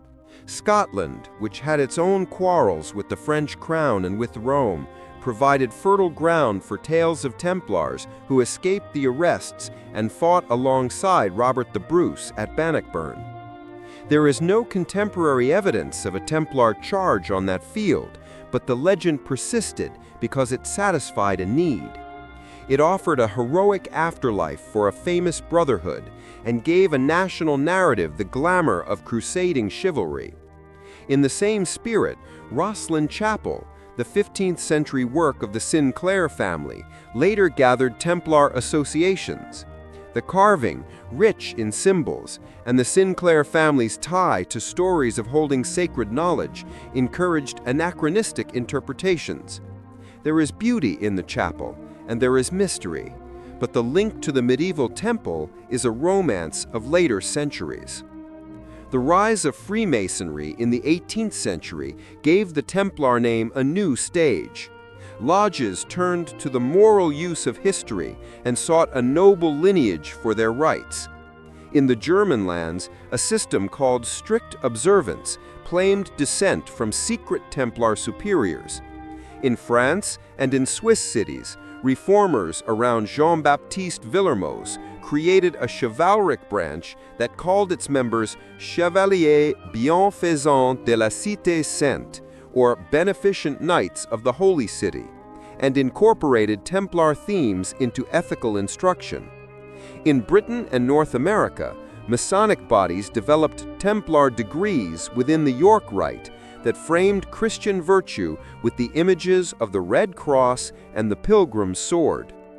None of these groups could prove a material line from Jacques de Molay to their halls. The appeal was not in the proof, but in the pattern. The Templar rule offered a model of a disciplined brotherhood in service to an ideal, and that model invited adoption. Forgeries followed the appetite. The most infamous is the so-called Larminius Charter, attributed to a 14th century figure named Larminius. It purported to list a secret succession of Grand Masters from the Pyre on the Seine to the modern era. The list is a mirror of the time that created it. It reads like a wish for unbroken authority at a moment when revolutions were reshaping Europe and old institutions sought a noble lineage. Scholars soon questioned its Latin and its anachronisms, and few historians now defend it. Yet even a forgery can shape culture if it supplies a story people are willing to hear. The 19th century layered scholarship on top of the romance. French archivists opened the files of the trial records. Jules Michel published excerpts that carried the pain of the forced confessions and the pathos of ruined men. English writers released the first full histories of the order for a wide public. Walter Scott had already cemented the image of the Templar as fearsome and flawed in his novel about the times of Richard and John. Brian de Bois-Guilbert in that story is both a brave warrior and a man broken by desire and pride. The portrait is fictional, but it took root because it matched what readers felt they knew about power and corruption. Historians in the following century would move beyond the moral drama to institutional analysis. They traced the Latin rule, mapped the commanderies, reconstructed the finances, and placed the fall in the context of the politics of a strong crown and a cautious papacy. The enduring lesson of that scholarship is that the ordinary work of the order explains more of its fate than the extravagance of the rumors. Two figures from the record gained their long afterlife. Baphomet, named in the confessions of some brothers, passed through the hands of occultists and artists until it became the goat-headed symbol in the European imagination. The image many know today is a 19th century invention, not a medieval idol. Friday the 13th gained an unlucky reputation that later writers linked to the morning of the arrests in France. The superstition is older and wider than that single date, but the association easily passed into guidebooks and conversation because it offered a sharp story and a memorable calendar. The search for hidden treasure became a cottage industry of speculation. Stories arose of a Templar fleet that slipped out of La Rochelle laden with gold and secret archives, while royal officers knocked on the gates in Paris. The records show ordinary cargoes and ships that came and went like merchants. It does not show a convoy to the edge of the world. Yet the image of chests stacked in a creaking hold beneath a raging sea was too good to let go. It has entered popular novels and cinema over the last 2 centuries, and the economy of coastal towns that learned to welcome visitors coming in search of lost treasure. The Church's own memory changed with new evidence. In the early 21st century, archivists discovered the Chinon parchment that described how cardinals, acting for Clement, granted absolution to the highest Templar leaders from the charge of heresy after confession and penance. The document did not overturn the suppression, which was ordered for the peace of Christendom, not as a formal condemnation of doctrine. However, it complicated the simple moral stories. The Pope tried to save souls and preserve legal process, even as the king pursued his politics with jails and ropes. That nuance often struggles to break through in a marketplace where myth and grievance are louder. Outside the archives, the Templar name entered the age of exploration and nation-building through the Portuguese afterlife of the Order of Christ. The cross that once marked the mantle appeared on sails. It became part of the visual language of Portugal, painted on the caravels that felt their way along the African coast and then across the oceans. Later, it found a place in national emblems and on the wings of aircraft. The line from the temple to these uses is not a hidden genealogy, but a public institutional inheritance. The estates that once fed horses now financed shipyards. The vow to guard pilgrims became a mission to guide pilots by the stars and the compass. The continuity is moral, not genealogical. It is a continuity of organized service to a cause that claims universality. The 20th and early 21st centuries added fresh layers to the story. Novelists and filmmakers used the Templars to explore the old questions that always arise around power and secrecy. The best treat the medieval record with respect, and yet find a place to imagine how ordinary men carried vows through extraordinary events. The worst tie every gap in the archive to a single grand design. Umberto Eco mocked this habit with scholarship and humor. What then is worth preserving when myths stand next to council minutes and estate ledgers? The Templars were a creature of a precise time. They arose after a conquest and the movement of pilgrims in a land that needed guards. They rose because they solved problems that kings and bishops could not solve as quickly or as cleanly. They fell because the purpose that justified their concessions vanished, and because a strong monarch found that their wealth and their independence could be turned into a case. They live on because Europe loves institutions that link valor with a rule, and because ruins hold fidelity to memory longer than men do. To walk through the round part of Temple Church is to hear that memory in the stone. The echo beneath the dome recalls the rotunda in Jerusalem that made the first brothers dream. To stand on the hill above Tomar and look out over the Nabal is to see how a frontier order learned to manage as well as fight. To climb the ruined structure at Atblit and look out at the surf is to understand how much labor went into keeping the road safe for strangers. These are not secrets. They are facts, available to anyone willing to read the ledger and the wall together. The legend will continue. New eras will write new chapters about hidden maps, sacred bloodlines, and forgotten mechanisms.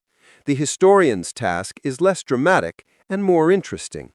It is to follow the men who prayed before dawn, who counted the oats, who rode in formation, knee to knee, who obeyed the bell and the rule, who built a network that spanned the continent, and who met their end not for lack of courage, but because politics found them useful as an example.